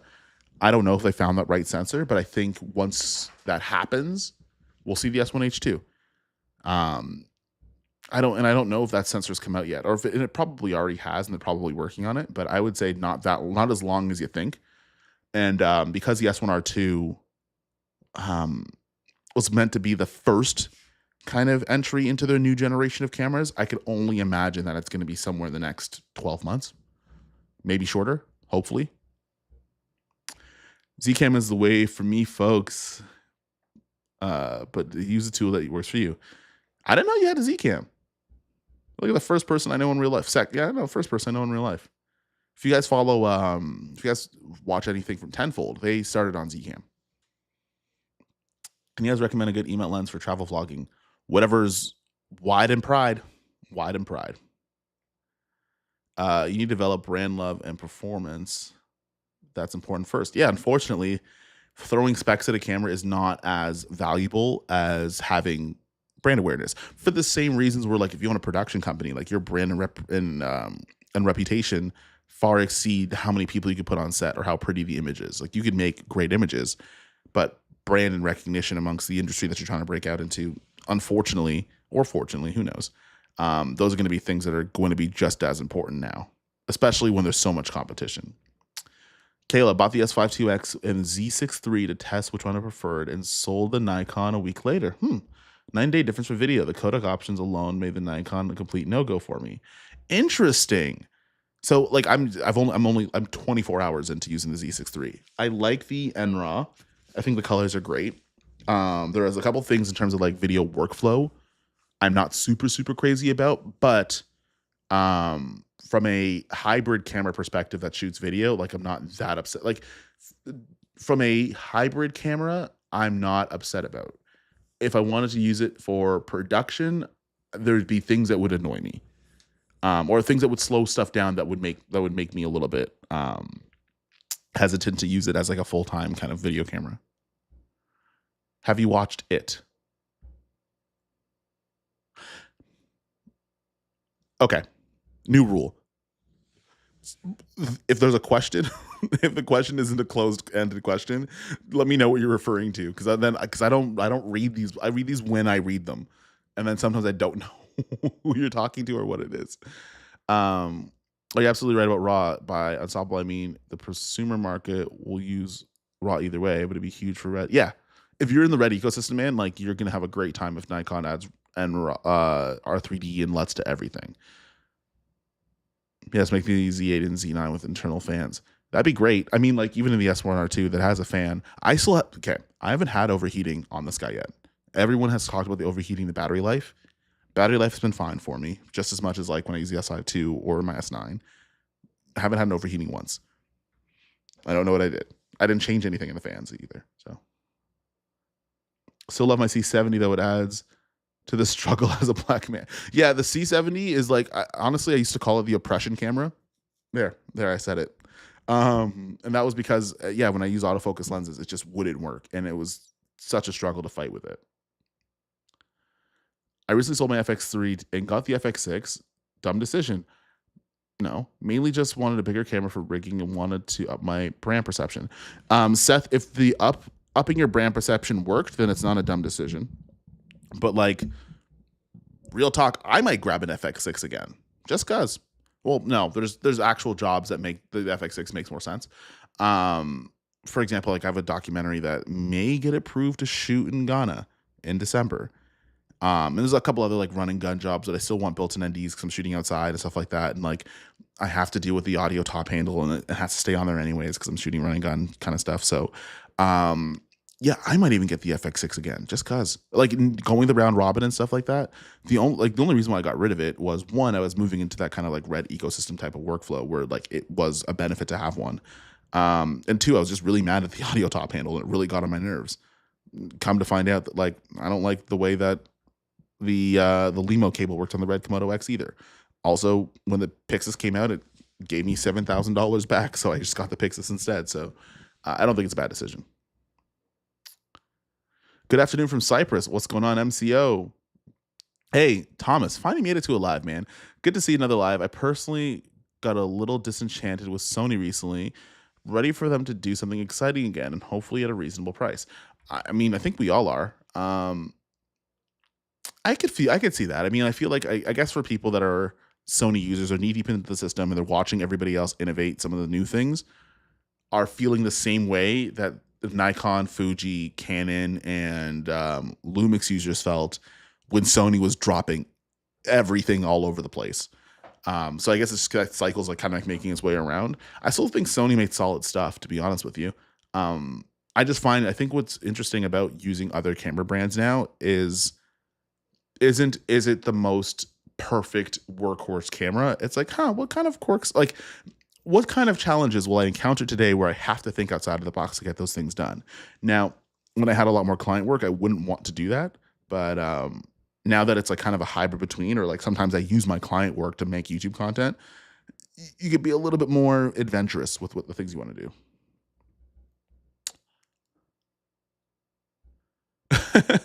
Bro just out here getting me to click as soon as I open YouTube. We already talked about the FX3 myth. The reason why I think it's a myth is, one, we haven't really seen a new sensor, any information in terms of what the FX3 II may be. Two, people are still buying them like hotcakes. They're still marketing FX3s to pretty much everybody who has eyes and a pulse.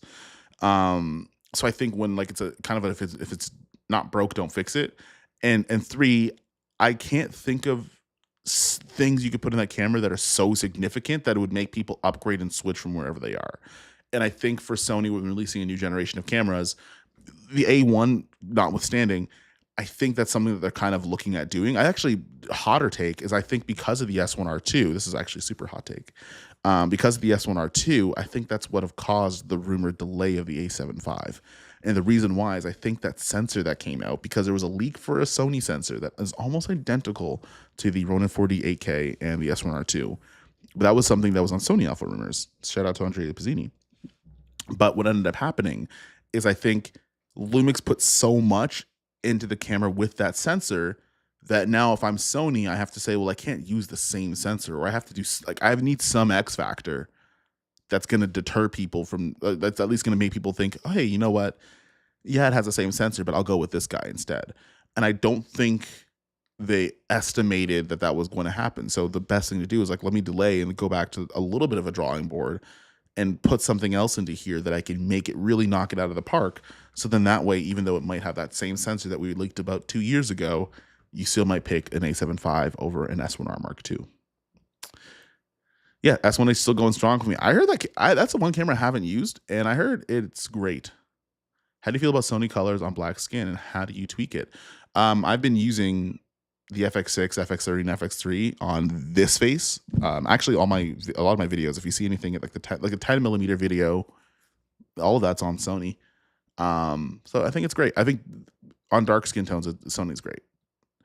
Definitely tempted to get an FX3 when it gets B-raw externally if Lumix doesn't drop this year.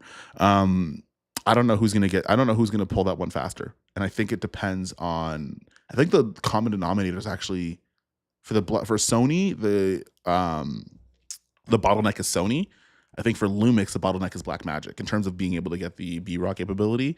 But B-raw on the S1R II, I mean, yeah, like B-raw on the S1R II with its readout, being able to record in Blackmagic RAW, kind of makes it a Pixis, kind of. I could be wrong. I'm open to be wrong, but like kind of without the IO stuff, but like kind of. Digital Arles or Irix Cine lenses. I'm gonna go Digital Arles because they have more focal lengths. Irix, love Irix. Irix, great lenses. They're super sharp. They're like a poor man's Sigma Cines. You need more lenses. You need more. 4s, 20. Was it the 15, a 21, a 30, and a 45 and a 65? Great, but between 65 and 150, there's not a lot. We need more. COVID 8 the body, marry the lens. Yeah, that makes sense until you have 8 bodies. And then what? Me, 16, was using S5 IIX for church interview videos and traded for the Leica SL2S. Interesting. Still planning on getting another camera for video work. Still deciding what system I'll use. Gosha, I think shoot to your heart's content. Actually, you know what, Gosha? Don't listen to any of us. You're young. You got a lot to live for. You got a lot of things that you're gonna learn. Don't listen to my schmug self. Don't listen to nobody on YouTube. You shoot and you get whatever camera to your heart's content. You know what I mean? You do stay completely untainted by the toxicity that is YouTube. Do your thing. But also great. They're shooting video in the SL2S. I've only seen one other person do that. I'm here late, but what's the difference between the FX3 and the FX3 II? Jack Shea, nothing. FX3 II is a myth. Doesn't. I will wait in this stream until somebody proves me otherwise. It's not real. Prove it to me it's real. I'm joking. I'm not going to stay here all day. I do have to also let my girlfriend in at some point. Because I have Rakowski. There's a new Sony camera being announced in the next 2 or 3 months before the A7 V. Probably the FX9 II. Could be the FX6 II. Or could be something completely different. It could be something completely different. Who knows? I'm not going to tell you. Should I upgrade from the ZV-E10 to the FX30? I am only a year in so far. I wanted to try 10-bit, but it's worth the investment. 10-bit's great. 10-bit's awesome. I would be a liar if I told you that 10-bit wasn't worth getting. But also just be prepared to edit 10-bit. So making sure that whatever you're color grading on actually works out. So I would say absolutely it's a solid upgrade. But just be ready for all the other stuff if you're going to go to the FX30. Also, asking me about getting an FX30 when I've made 63 videos on them, the answer is probably always going to be yes. So if you want an unbiased answer, ask ChatGPT because I can't help you. That's also a joke. Primes versus zoom, and what should be your choice for a run-and-gun scenario? Which do you prefer in general? Depends. It's a loaded question because it very much depends. Because there's been jobs where I'm like, yeah, I'll keep 2 primes in a side bag and then I'll just kind of take them out and switch whenever I need to. And there are some jobs when I'm outside and I'm using the DZO 35 to 80 T2.9, and I'll sit on that all day long. Very much depends. I don't think there's, and you're going to learn in video production and filmmaking, there are very, very small amounts of blanket statements and rules. Everything else is, it depends on whatever you feel like it. I don't think Sony will ever update the FX line. I think they'll come without something different in the future. I could agree with you, Ron. I could totally agree with you. Because then also, I don't have to necessarily call something a replacement for the thing that you're already buying. Like if I just make another camera that does video features, maybe it's in the FX line, but I don't call it the FX3 II, well, then you can still buy an FX3 and that camera as well. So it's kind of smart if you ask. Would you buy an FX3 right now? Actually, I did. I did, actually. Yeah, I did. And then when I started getting way too many camera bodies, I sold that FX3. And then I got an A7C II because it just made more sense in terms of the ecosystem of the bajillion cameras that I have. And in terms of like video production stuff, I've been using the Pixis a lot and it's been just fine. So I've been just using that, and most of the stuff, like the stuff I've had is transition, like the stuff that I have for work have much more transition to being like locked off and on sticks and stuff and just having good audio. So I'm like, honestly, I'll just use the Pixis for that. And a lot like that workflow's changed up a bit. And then also the ability to like borrow stuff, which I'm learning is way easier now, which is also like this YouTube's kind of benefit. I just borrow stuff whenever I need them. So I didn't end up keeping the FX3. That's not to say that it's bad. It's just that I've 8 or 9 camera bodies and something's got to go. Something's got to go today because there's going to be new stuff coming out too. So, hey, bro, you hope you're good. Just checking in. Yes, sir.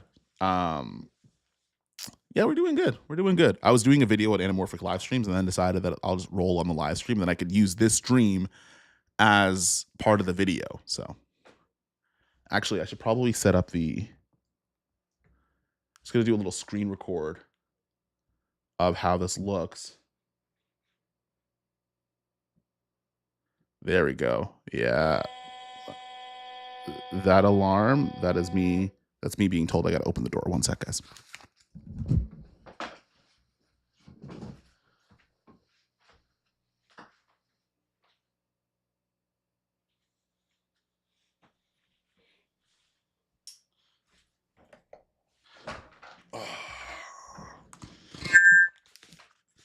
That's what happens when you have your girlfriend's house keys, because I lost mine. When's your Nikon Z6 III gonna drop? Hang on a second. I actually think I have this in the calendar, and I think it's gonna be Today's the 3rd. Nikon Z6 III is March 15th. Because what I'm trying to do is I'm trying to get all the shots that I need before I go to Maui, so I bring less cameras just so I don't cause myself any problems. Because I'm going for like almost a small vacation and to shoot a podcast. But I want to make sure I get all the shots that I need before then.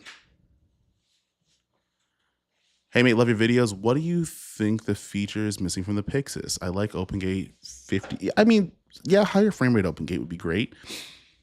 I want ProRes.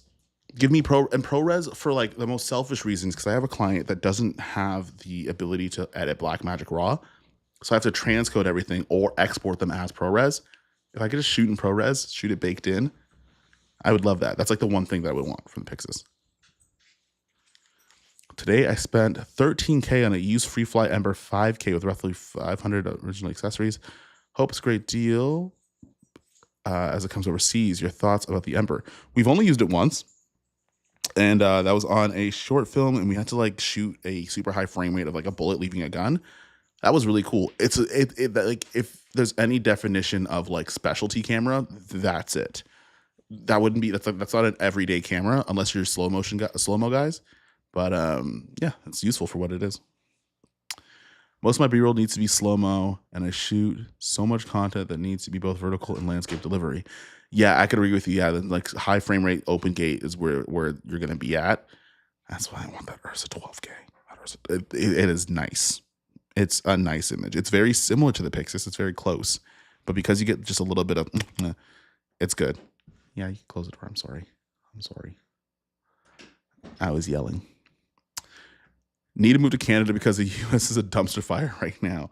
That's fair. I mean, if you think Canada is so much better, I mean, you might be disappointed. But I mean, I guess if we're comparing to the United States, it might be. How do you feel about Fuji X cameras for professional work? And do you use any Fuji X cameras? I don't use any Fuji X cameras, but I do have this, which I still have to make. It's in the back of the room. It's a GFX50R. I do have that. That's going to be my portrait guy for a while. So Fuji X cameras, I think like if you can make it work, make it work. I don't have an experience with anything in terms of like the XH2S or anything like that. I've not used them. So it's hard for me to have any opinion, heads or tails of them, because I've never used it on a professional set or anything. Komodo X with Z mount, thinking of pairing with the FX3. How tricky is it to match them? I did a video on, I think it's 2 camera interviews by yourself, or I think it's if you understand the FX30, then you'll know how to expose for red Komodo X footage. I think I tried matching those 2 guys. Check out that one, because I don't remember how. Like it's been almost a year. It's been a year since I've done that. So I would maybe check those out, and if those match up the way you want, which it might not be, to be honest with you, that might answer the question. Your videos got me to videography. Thanks for all the great work. I got my first camera yesterday. Hey, Manan, what did you get? Hang on, you can't just say you got into it. First of all, thank you, but you got to tell it. What did you get? What did you buy? What did you get? Tell the people. Petros, not hard. Just choose the right DaVinci input transform. Yeah, fair enough. I want to be Kofi's camera store salesperson. Good commissions. Hey, no, it's not, because like I don't know if you guys understand this, but there are some brands that like Lumix, for example, long-term loaners. Eventually, you have to give these cameras back. I don't know if they forgot that I have to give them back, but they haven't asked. DZO had sent a set of lenses like last August. They just never asked for them back.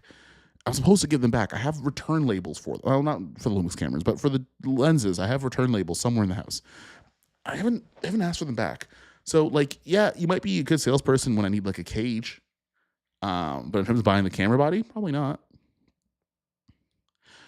Just saw sure about the XM5. I feel like it's the best new camera for beginners on a budget since the OG ZV-E10. Yeah, if it fits in your hand, Thomas. That thing looked comically small. That thing was tiny in my hand. It's smaller than my cell phone. Everybody that doesn't have mutant-sized hands, absolutely get the Fuji XM5. Have fun with it. It must be nice not having gigantic hands. It'll make me feel like crap. I'm joking. Hey, Will, what up, bro? I haven't seen you since condo. I'm doing great. How to find people in my area that would take ghosts?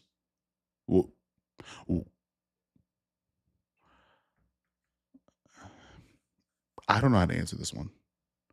And frankly, I'm a little concerned, Gosha. You're too young to be seeing ghosts. Goko, we finally made a part of one of your lives. Hey, Mario, bro. I haven't seen you in a while. I haven't talked to you in a bit, and I feel bad about that. So hopefully you're doing well, bro. Why do people buy something like the FX3 and then rig it up completely instead of just buying cinema cameras such as the FX6 or Pixis? Because you get the choice. And that's the reason why. The reason is choice. So the ability to dress up and dress down is the reason why people get the FX3. Because if I want to, I could put it on a cine back and set it up the way that I wanted to. But if I want to take it on vacation, I could take all that stuff off and get a 16 to 25 millimeter lens and then use it as a travel camera. That's exactly why. That's the reason. Is just the flexibility in the choice. Because some people, like, truthfully, and again, Rick, I'm not picking on you. I get asked that a lot. Most people want to have one camera that does everything, right? A lot of people have two cameras for the most part, at least based on Jason Morris did a poll, and most people have two cameras, and also most people have two cameras or more from different brands. But yeah, some people only want to keep one camera for as many things as they possibly can, and the ability to rig it up and rig it down is what thing people are after. Actually waiting, sadly, FX3, I don't ask much, C80 specs, but made by Sony. Yeah. If they get fitted all into a tiny little body like that. Yeah. FX3 with global shutter. Greg, I think if the FX3 was slower, I would say, like, yeah, global shutter is a gigantic leg up. But then, like, when I think about it, it's the readout's like 8.7 milliseconds. Like, it's so fast that, like, I don't know if there's not a ton of situations where you would know. There's a few, but, like, there's not a ton of situations where, like, you'd know the difference. FX3 6K with open gate, 60 frames a second, and autofocus plus stabilization. It already has. Done. Yeah, fair. And if David, if it keeps the same body size, I'm here with you. I'm in it. I'm in it. If it keeps the same body size, I'm in there like swimwear.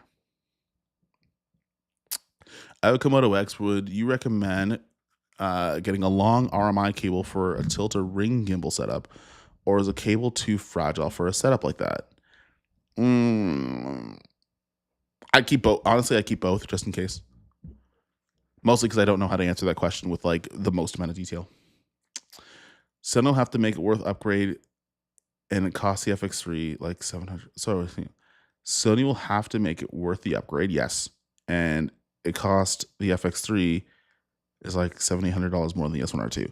Sony FX3 and the S1R II also are very, very, very different cameras. Going to be used for very, very, very different reasons. But I could see where you're going with that. Rick BT, the benefit of FX3 with the Pixis autofocus is also the 3K cheaper than the FX6. Yes, that's true. It's being more versatile. Yes, so exactly what Jess Film said is exactly why people have their FX3s and rig them up. It's because you could change your mind and rig them down if you want. Yeah, only only idiots rig up small cameras. Me, I'm idiots.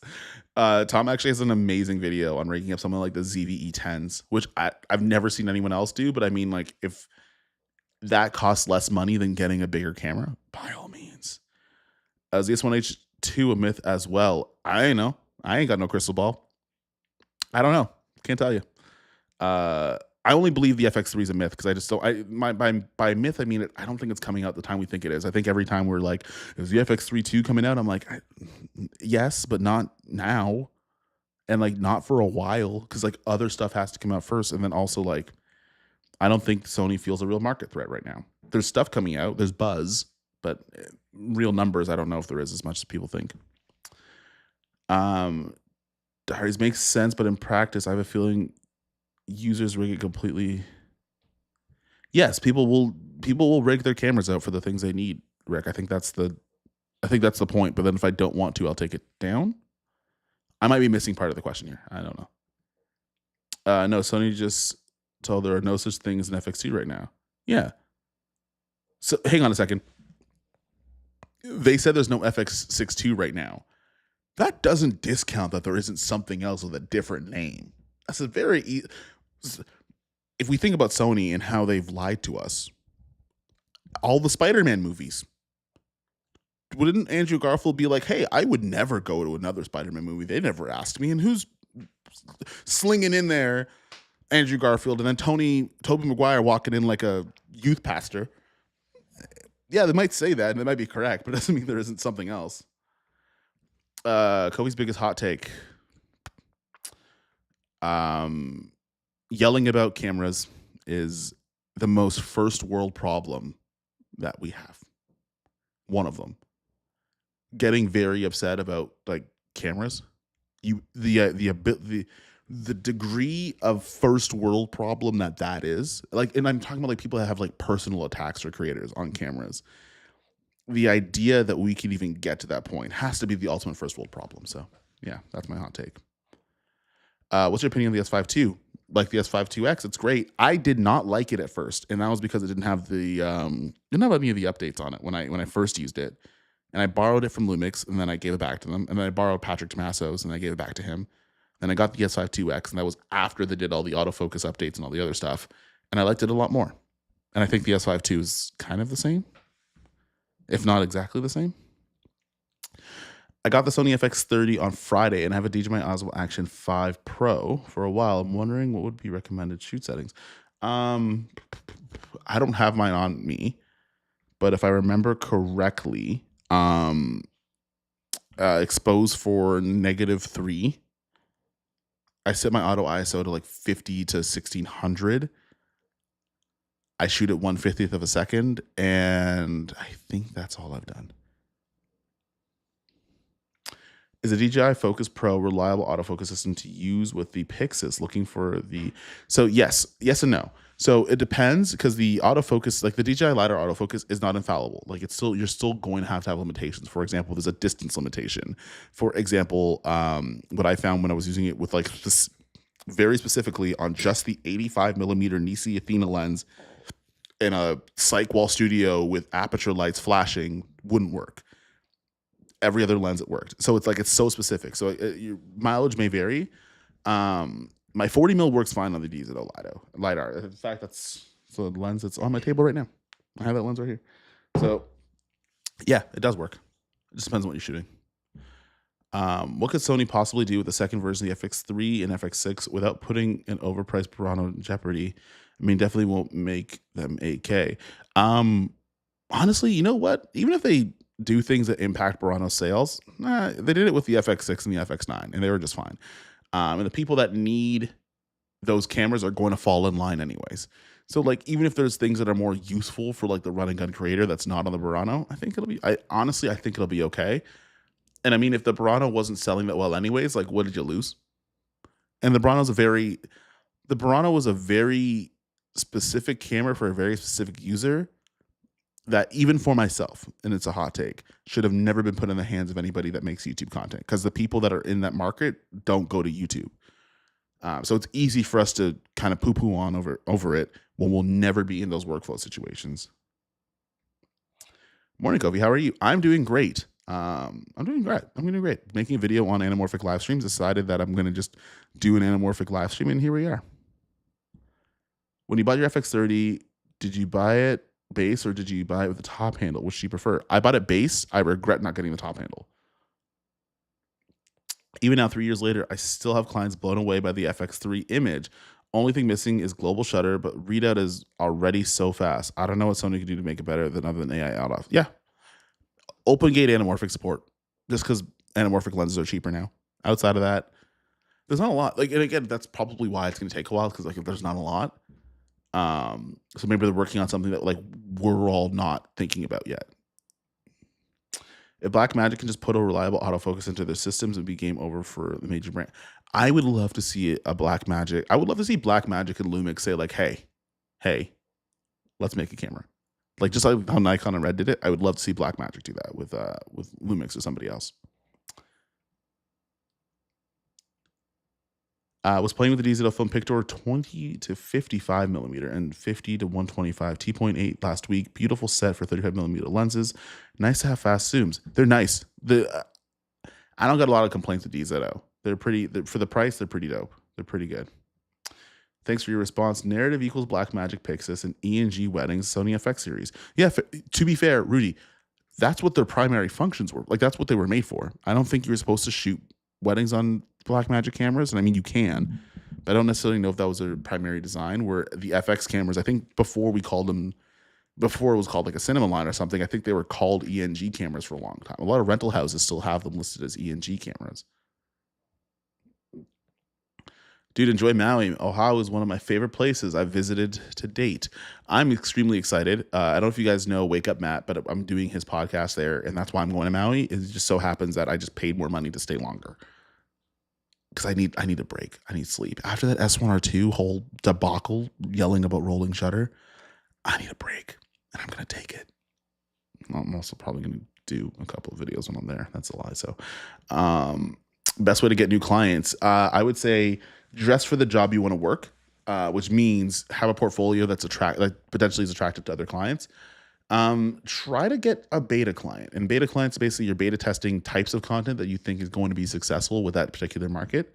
For example, like me shooting fitness stuff, as much as you guys might find it boring or not super like narrative-esque, those brands pay really good money to do some of those stuff. It's just, you have to find out what those things are attracted to them and then kind of cater to those. And that's how you get paid for stuff. But yeah, I'd say have a portfolio that dresses to like be specific on what you want to provide and then figure out who needs services and backwards engineer how to make that content fit. Video assists allow you to shoot on ProRes on the Pixis. You are correct, Ron. I want to buy one. I want it inside the camera. Put it inside. Just firmware unlock that part. Just put it in something. It was already internal to other cameras. I don't want to buy something else to be able to do it. We need a Kofi slow-mo guys collab. Yeah, I want a slow motion of me doing a deadlift and see how that works. I'm joking. Read my last comment. Chaudhry, there are 210 comments here. Unless you mean like comment on a video. Hang on a second. I'll go to my YouTube. I'll go to my YouTube studio. I'll look at it. I'll take a look. I'll see. Maybe my YouTube studio.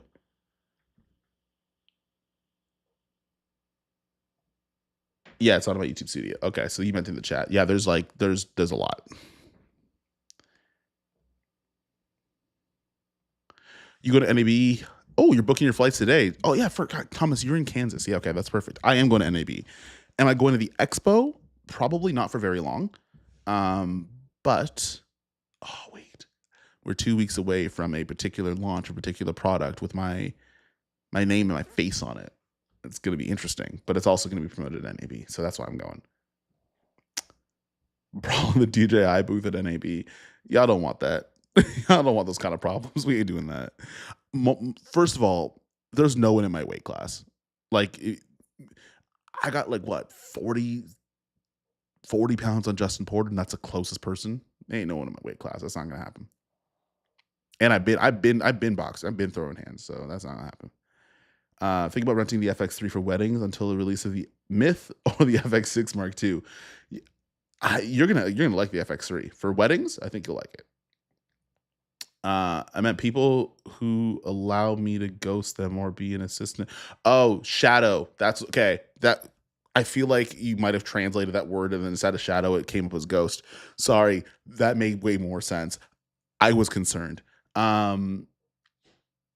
Yeah, man, that'd be a cool thing to do. I think one thing you have to like, and because you already have experience shooting stuff, you might want to have some sort of like small portfolio where you can show people about like showing BTS. Because like I'll get reached out by BTS people all the time, but one thing that they kind of don't show me is like them shooting BTS before, so I know that I'm not going to want to hate my life when they come on set. But yeah, you could do a product, you could do some sort of a service exchange to get someone to shadow. Think about renting an FX3 for weddings until the release of. Oh, I already said I read that. You know, you watch too many Uncle Kofi video streams when your wife recognizes Kofi voices, watches too. Dang, I got the family watching. We got the family watching the live, which is also wild. There's 85 people here. I don't know why you guys listen to me, but hey, there's only 51 likes, so y'all got to fix that up. 85 people, dang. Not one super chat, eh? I'm playing. Don't do it. I'm playing. It's not required. I'm joking. I'm thinking of renting the FX3 for my weddings and the release of the FX3. When do you think the so-called Myth could possibly be released? I don't think it's going to be released this year. And if it is, it's like the end of this year. I'm trying to remember. I feel like all the FX line cameras, either I bought them near the end of the year or like they came out then. But I'm pretty sure they were all like November. Like we're talking close to the end of the year. And I think that's realistic. I still think, I think they have a ton of inventory of that FX6 because If you think about it, there was like a 2-year delay before anyone could buy them in the first place. And they just started a gigantic tech deal with the NFL. So I can't see, maybe next year, maybe early next year, but maybe the end of this one, who knows? If there is one, which I still don't think there is. I don't think they've finalized what they want the FX3 II to even be yet. How's autofocus on the Red Z mount cameras? I don't think you're asking me that because I don't have one. Tobey Maguire catching strays. Honestly, Tobey Maguire did catch a couple strays in the movies that he had too. But he's alive. He's good. Is the industry getting better or worse? That depends on which part of the industry you are talking about. In terms of the traditional production industry and like the traditional path, I don't know how much that exists anymore. There was a podcast that Wandering DP did with Luke Forsythe, and he hit the nail on the head. And he said, like, the middle ground of that, I'm going to start off as a PA and work my way up, and I'll work on like $100,000, $200,000, $200,000, $200,000 commercials. And then that'll be my life. Doesn't exist anymore. I think he's kind of a nail on the head with that one, where I don't think that workflow is going to exist pretty soon. But what I do think is going to happen, and he mentioned this as well, is that you're going to get a bunch of people making their own stuff. So you're either attached to that upper level, like you're already making Hollywood movies and you're in that workflow, or you're probably going to be making your own things with other people. And that's already starting to happen, right? Like the amount of money that gets pumped through in marketing for even just like products and stuff, right? Like I have 56,000 subscribers. I could only imagine somebody with like 150 and what they make on some of these brand deals and what things they can use that money for. I think that's going to be a thing. Like that's probably going to be the new thing, is that you're going to see a lot of people have production companies. It's already started to happen. And some of these production workers are going to start to fit into the workflow where, yeah, you're still going to do the same job, but it's just going to end up on YouTube. So I think that's probably going to be, at the very minimum, it's going to be another avenue in the industry. Which is great, because then a lot of people that are already making content are already here, so they get the head start. Hey, off topic, but have you tried 7 Artists lenses? I've been using them for years and I love them, but definitely have a look. That might not be for everyone. I haven't used a single 7 Artists lens before. I never. Oh, shoot, burped and hiccuped. No, I haven't actually used one. I saw a super chat come in, and I'm going to remind you guys that those are not required. And it was Greg too. I see it. I got to scroll down to it, but yeah, my guy Kofi Zilla. That's true. I'll take it. Hey, $13.99. That's $10 American. From Uncle Kofi, let me try your Pixis 12K, please. Yeah, so I do not have the Pixis 12K. I may have the SR 12K, the SR Cine large format 12K, but I do not have a 12K Pixis. If I do have one, I will tell you. But one thing you have to know about Blackmagic, they do not release tins when you think they released them. When they say they want to release a camera, they don't tell anybody. They just say, hey, Kofi, we have the camera. Do you want it? So you have to keep in mind. So Blackmagic, particularly, they do not tell you tins. So where are we at? Pixis is way more expensive than $3,000. Need a cage, lenses. It doesn't Lumix Pro lenses. It needs Pixis monitor and storage. $5,000. Cut. I'll give you a secret. You don't need a cage because it has mounting points on it. I just have the Ursa Cine handle, and it has a little. They got 50mm rods on there. Every camera needs a lens, so the lens being part of the equation can't be fair, because every camera is going to need, no cinema camera has a lens that comes with it. Doesn't correct for Lumix Pro lenses. I've never used one, so that could be it. Need a Pixis monitor. Cinema cameras need monitors, and the monitors are cheap too. They're like $300. So like maybe 3,500, 3,700 maybe. 5,000 no. You could run a Pixis without that stuff.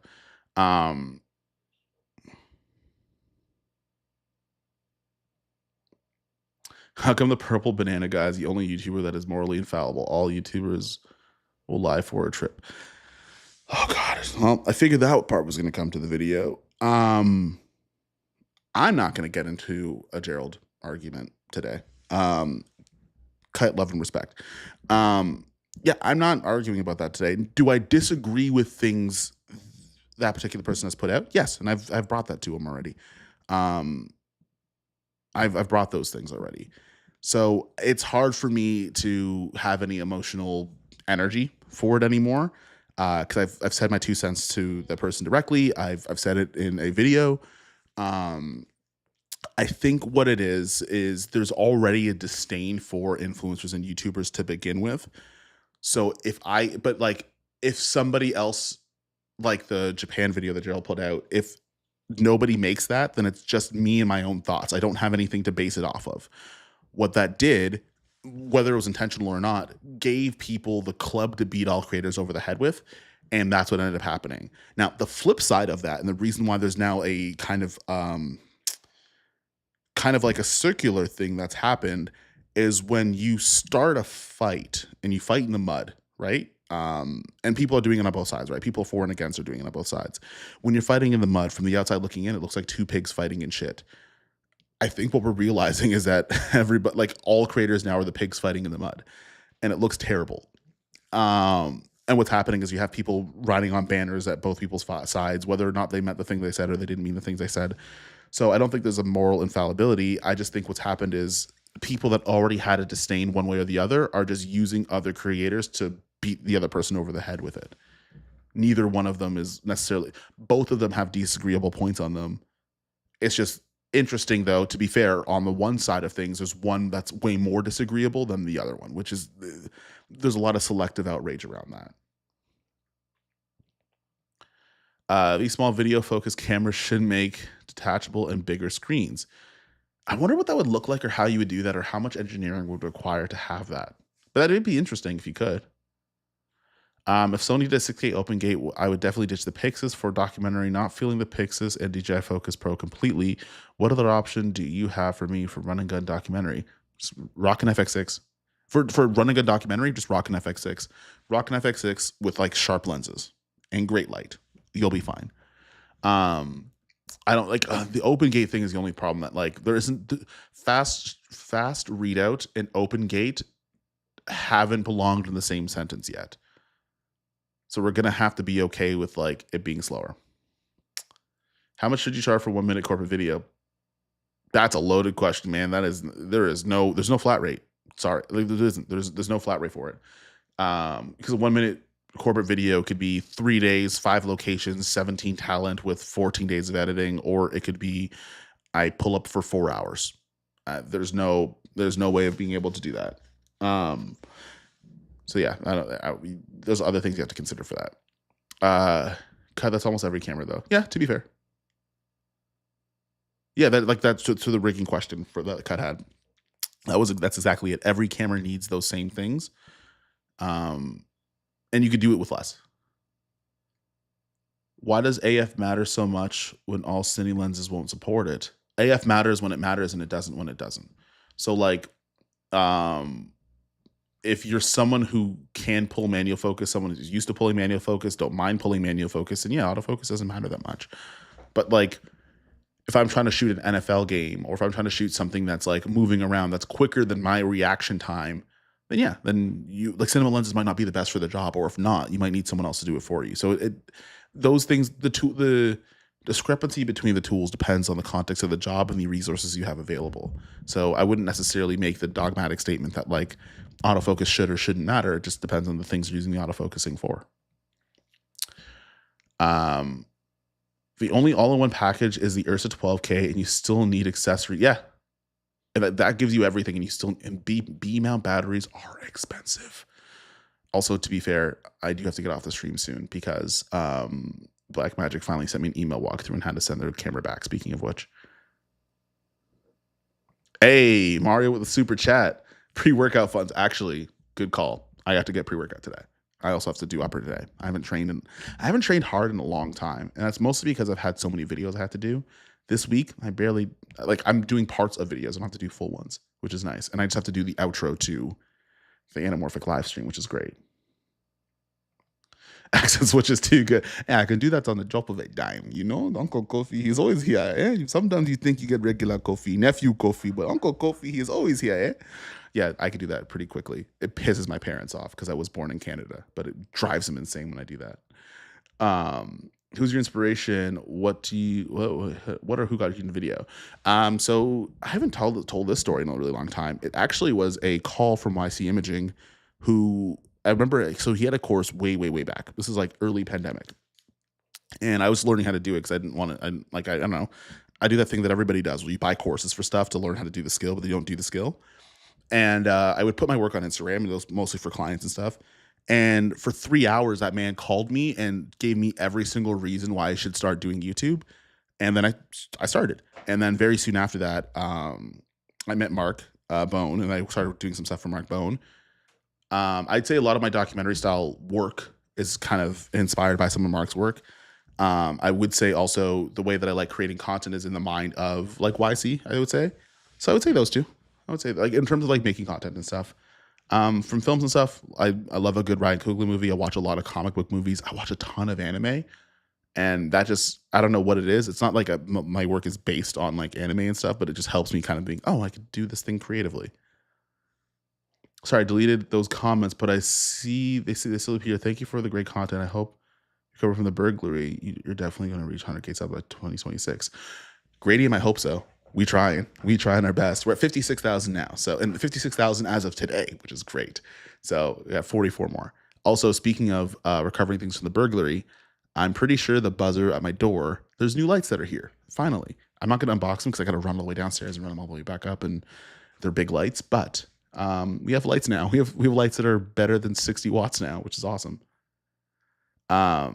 What have I missed about the FX3 Mark II?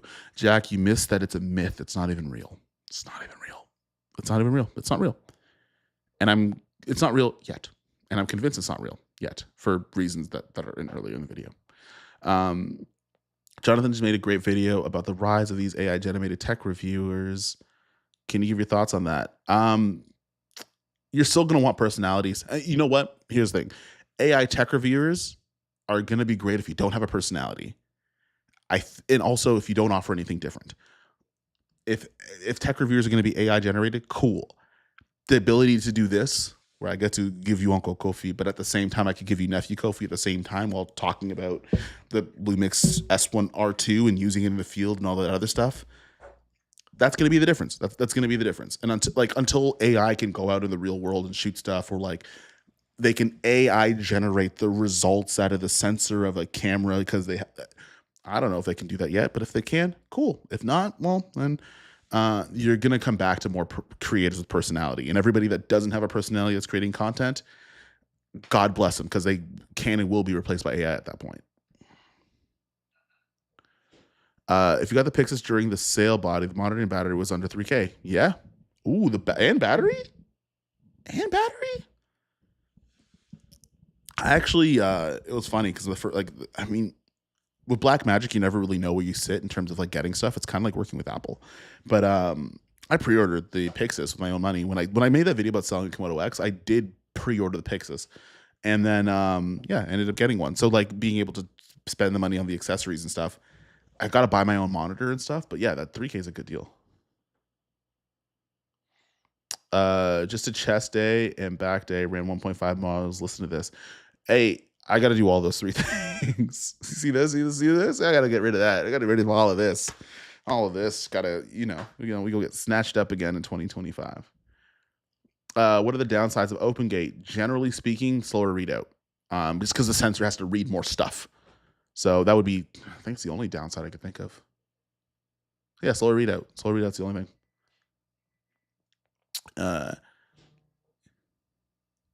I get 2 Juno chops onto the neck when you reference having 85 people in the chat and being happy about that when you have extremely high amount of people in a live 12 to 15 months from now. Fair enough.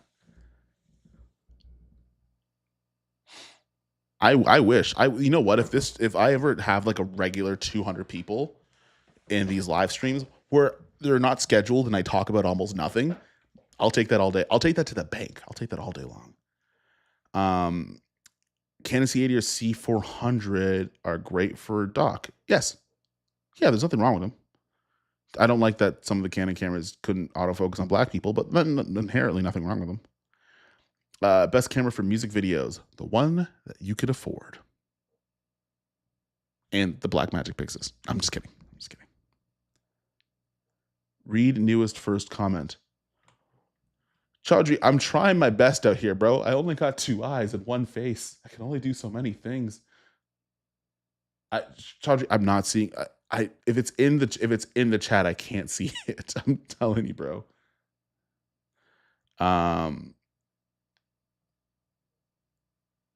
FX ain't the only game in town. Yeah, it's not. It's good though. It's not the like. There are tons of documentary cameras. It's just I had the C70 before, and I've used the C80. They're both, most cameras are going to be good for doc. It's just the FX6 has designed it for that. At least ENG cameras in general. Like the FX6 is great. That's not to say the C400 and C80 are bad. Was it they aren't lying about the camera though? Everyone said here the specs, here are the drawbacks, still usable in most situations, but may not be for everyone. And that's basically every video ever. Oh, you're referring back to what Cut said. Yes. And that's the part where I get confused, because like even when we did the S9 trip, everyone said the same disclosure, same upsides and downsides, to the point where every video sounded the same, and I couldn't discern between watching Tyler Stallman and Julia Trotti except their voices. But then I think there's ulterior reasons why people are mad, but they'll use other reasons to justify that anger. So like somewhere, I can't remember where I read, but somebody mentioned like, oh, well, we're mad because you guys don't use it as your main camera. And I'm like, that's kind of beside the point. Like, I don't need to use an Arri Alexa as my main camera to tell you that it's good, but not made for everybody. Right. So there's stuff like that where people will, and I call it mental gymnastics sometimes, and selective outrage, because people will move the goalposts on what makes them angry and not just say, hey, I'm mad that you might have taken an opportunity that I would like and I don't want you to have. So I got to find, and also the thing that you're talking about that doesn't make me feel good, I need you to feel bad now. That's kind of what it feels like. I'm not saying that's what it is, but with these trips and stuff like that, that is what it feels like when you go, because I've been to Condo and I've been to the Panasonic trip. When I went to Condo when the A7C II came out, if that's not kind of the same lateral shift between the A7 IV and the A7C II as the S5 IIX and the Lumix S9, there was things missing, all the other, et cetera, et cetera. The trips were entirely received differently. And I went to Condo again right after. Trips were entirely received differently. So, and there was more people, far more people at Condo than there was at the Lumix trip. So I don't know. That whole thing is just, it's exhausting to kind of go over, to be honest with you. OG never. Hello, Eddie Arts. Never mind. Oh, right, because I guess the speed of which I'm talking in the answers are usually misaligned, but that makes sense. Hello, lunch break, watch the live. Archel, how are you doing, bro? What are those headphones? These are classy AF. These are Technics EA800s. You want to know who gave them to me? It was Lumix. Lumix sent a care package before we went to Norway, and they said we would like these headphones, so that's what they gave us. They're really nice. I use my XM5s to work out, so I keep these at home. So that way I don't accidentally leave my headphones in the car when I got to do a live, and I don't leave my headphones in my office when I got to go to the gym. Shot with Lumix for years. Autofocus actually makes me uncomfortable. After the update, I liked it. I would agree with you. Like with the S5 II, I think the one that was what I borrowed, I didn't like it. I'm okay with it now. Sometimes when I put my hand in front of my face, it goes away because I think the face tracking is like very dedicated to that face tracking for it. And sometimes it talks to my hands. But yeah, I think it's fine. I think it's solid. It's not perfect, but it's solid. Sorry to ask, but do you have any news about the release date of the A7 IV? Eddie, I don't have the early access to anything. I find out things when you guys find out. So yeah, I've even like embargo stuff. Like I'm like the last person to like, I'll get things like super last minute. They'll be like, hey, we remember you exist. Here's that 18mm or that 60mm. Have at it. So yeah, you guys will figure it out before I do. Greetings, Coffee. Love what you do. Just drop and say that. Erwick, thank you very much. I try my best. Some people don't like my best, but I try it nonetheless. FX3 is still amazing, which is part of the reason why I think this hoopla is kind of a myth. Also, I feel like someone's going to make a video, clip this, and be like, he's a liar. And I'm like, all right, cool. Well, I'm just talking ish with my friends, man.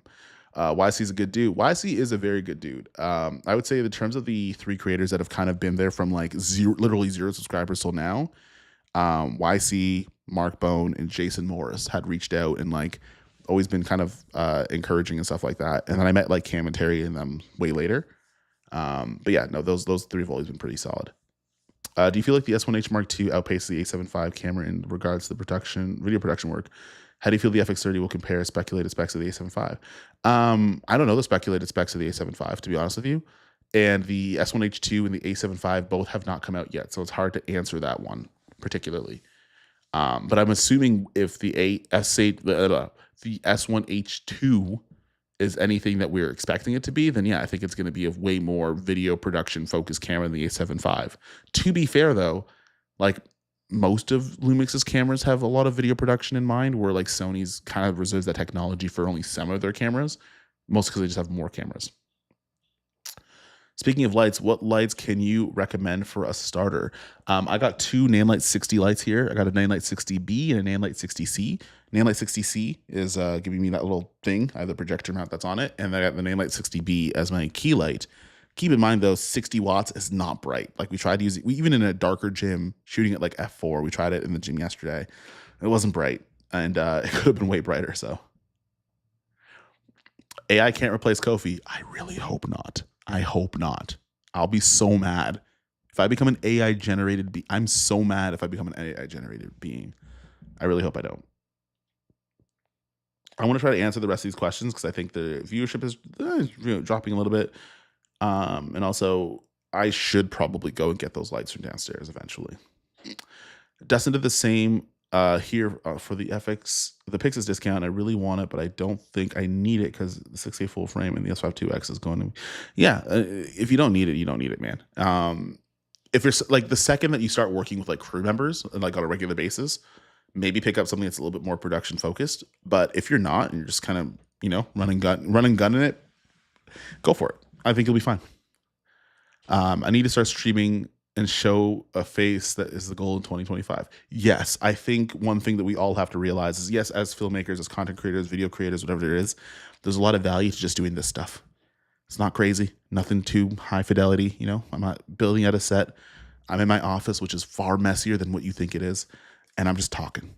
And I think we got to do that because AI can't do conversations like this, at least not in an organic way, and at least yet. Also, it's just valuable to do stuff like this sometimes. So yeah, I would say if you make it a goal, you got to hit it. I'm thinking about getting rid of my FX30 setup to go for full frame 6K or Pixis. So I want to do more narrative commercial work. I would say snapshot is get the narrative and commercial work first, and then buy the Pixis second. Rent it when you need it, like when you got the job. Do it second. Do it second, because if you do it first, you are going to come back to this channel, or you're going to become part of the brigade that hates YouTubers that talk about cameras in a good light. Do it second. You'll be far better. Do it second. What is your go-to anime that you're currently watching? Well, Dragon Ball Daima just ended. Solo leveling. I got to catch up on Shangri-La Frontier, but also I think Fire Force premieres tomorrow or the 14th. I can't remember which one it is, but I think it's in March. When Fire Force comes back, it'll be Fire Force. But right now, solo leveling. Excuse me. Best cinema camera with autofocus for documentary. Sony FX6. Didn't think I was going to say that, did you? Sony FX6. AI is a tool that we all get better to master because it will place us on crafting an image. So we have to become the translator for the client to the programs that generate them. Yeah, Rick, I agree with that. I think what's going to happen is that your unique inherent skill and taste is going to help make the AI better. But like if you're not good at video production or filmmaking, the AI I don't think will make it any better. But also the AI still needs a human operator. So until that changes, we'll be fine.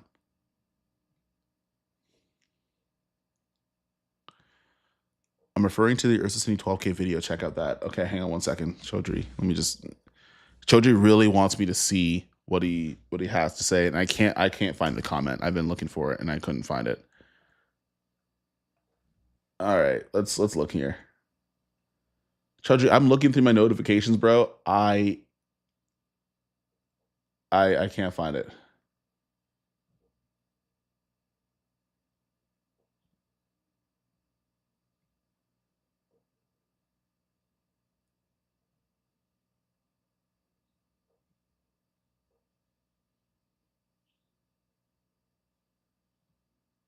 I don't see it.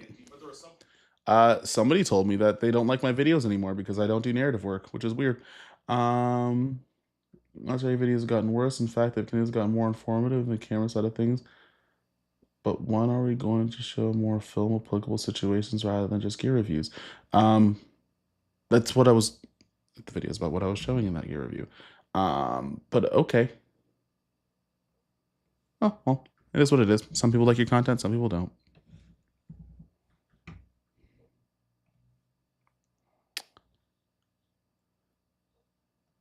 Why are my comments not showing you? Yeah, I don't know why. Based on your title, FX3 will be amazing for what you need. Whatever the FX3 will have, whether it is, yeah, I agree with that. I'm not a spec guy, but since the FX3 for a month, all I need is for big and small production video projects. Yeah, that's like I think that's what the 3.2 is going to be. Oh, does OpenGate really matter as much for anamorphic if the camera has plenty of resolution, ignoring use for reframing? I always hear that you are losing data resolution. It matters if you want more of the frame. I mean, like your other thing that you can do with that if you have a high resolution sensor is just use a wider lens. Just use a wider lens. If that doesn't that would make it, that would help it not matter, just using a wider lens. Yeah, to what he said. Oh, hang on. We got the film fact. Here we go. First British talkie, black male, 1920, directed by the man of suspense. It actually started a production as silent film and switched over to sound and production. There we go. Oh, Lumix Auto. Oh, so I'm gonna leave this up for a little while. So if you guys are unfamiliar with the live stream, Chaudhry does a film fact all the time. Oh, Lumix autofocus is great. I was just saying that I'm one of those creators that turn off autofocus as a whole preference. I only use it for vlogging. Yeah. I with cinema lenses, I think I do a little bit of the same thing. I started a face for radio and a voice for novels. Hey, you never know. You never know. You never know until you try. Just dropped in to see what's up. Now that I have, keep up the good work. Thank you, Jermaine. Lookum. Okay. What about the FX6 makes a better docking camera than the 3 built-in? Yeah, built-in ND. Built-in ND, audio IO, SDI out. That stuff. It's like the IO stuff. The sensor is not going to be like the sensor doesn't matter for a documentary. In fact, if you watch a Netflix documentary, it's like archival handy cam phone footage all the time. So looking to get into cinematic cameras and decided whether an FX3 or a Lumix. Any word of wisdom you could provide? Watch the Lumix. Sorry. Depends on what get very sound in what you shoot, and then figure out if one of those two cameras fit them. Respects, Nikolai. Fire Force comes out tomorrow. If you follow Japanese time, it's about 9 a.m. Japan. I think it's about 7 p.m. in the Americas. Okay, so it is tomorrow. Okay, cool. I'm gonna finish up Fire Force. I'm gonna start Fire Force. That last season ended on a high note. Why is the title FX3 is a myth? Why do you think that? Milan, you got to go back up like 2 hours if you want to find that out.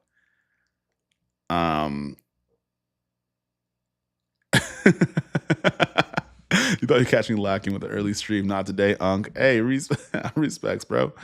They don't like the content, but they're still here. Yeah, someone made a video about or a comment but saying like, I only put up gear reviews and I don't talk about narrative work. And I'm like, well, first of all, like I've never said I do narrative work. The short film that I have, it's not going to be till later. Also, like, it's just so we're on the same page. Like, narrative isn't the only foray into filmmaking. You do a ton of different stuff. But it's always weird when someone doesn't like a thing that I never promised to do. But it is what it is. Again, it is what it is, man. I try to put the best free information out there. And and I said this on Threads, if you are bored with the landscape of how social media is in terms of filmmaking, video production is right now, if it bores you, it's maybe the call coming from inside the house. Go make stuff. If they make a new FX3 with global shutter that can record in ProRes, it's game over. My question for you is: 8.7 milliseconds to no milliseconds, I guess, noticeable? Because I could see where that can come from, but I also I can't tell between FX3 and global. If it was in there, I wouldn't be able. I don't think I would be able to tell. 422 10-bit versus 422 10-bit. Is it something you can test with the ZF and Z632? I think the ZF is 420 a bit. I'm not sure. From what I understand, the 422, the chroma sampling is more for people that want to do like VFX work, to just have more color, more information to be able to do that. So there's that. So I think like for most people, if you're not doing VFX and green screen work, I think you'll be fine. Even if it's like you don't have 422, I think you're also fine because like my girlfriend does green screen stuff for some of her sketches and stuff, and she uses 420 and it's been fine so far. So I think it depends on who you are. Who cares about new cameras? How are you? I'm doing fine, man. Realistically, the reason why I refer to like new camera stuff is mostly because if I put anything else in the title, you probably wouldn't show up. But also, I wanted to talk about that too. So, like, I want to talk about that and I want to talk about other stuff. So, if I deliver on the thing that you came for and then I talk about whatever I want after, then I feel like we've had a pretty good deal.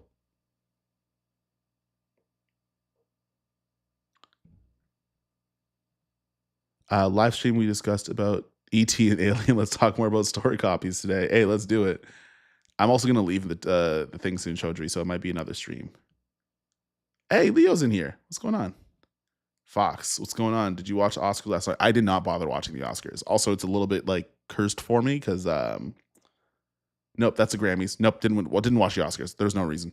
I was gonna say the Grammys because I was there, like I was in town, and that's when Kobe Bryant passed away, and we were there. So I don't watch the Grammys based on that. So we watched Ben Kingsley's A Common Man. I have not. Chaudhry, this might have to wait for another stream because I'm gonna cut soon. I'm gonna get out of here. I'm probably sensitive to motion, but global shutter alone is a reason why I'm considering the Komodo XZ mount. I'm going to do narrative short films. Have at it. But yeah, if that's something that you notice and it bugs you, buy your way out of it, man. Brandon Jones, Fitness. This is the last thing we're going to read for the day. You recommended YouTube Formula by Daryl Eves years ago and loved it. Any other YouTube books you'd love? Truthfully, that was the only book I read. I went to a lot of Roberto Blake's live streams and a lot of Think Media live streams. And that was pretty much kind of what I did. And then I just started doing stuff. Like the second I was like, oh, I'm bored of hearing the same thing. I'm like, cool, that's a signal. Go do stuff. And, now we're here a couple years later. I'm going to talk about here's crime about the S1R II having 10% crop at 4K 120, but no one wants to talk about the same crop in the FX3. Thoughts? Selective outrage. This is what we're going to end on. Selective outrage. People will select things they want to be mad about, even though it may exist in other things, and then ignore those things to make the point correct, which it'll happen. It's cameras. They're innocuous. Who cares? They're tools, and we use tools to make things happen, and we use tools to make money. But at the same time, there's a camera for everybody. That being said, I'm going to get out of here. Thank you for everybody that came in. There was like almost 100 people here, which is super interesting and very unheard of. But thanks to Greg, thanks to Mario for the super chats. Thanks to everyone for coming in the stream. These are very impromptu, and also I just need to do a stream to do a video about streaming. So there we have it. We'll talk to you guys in the next video.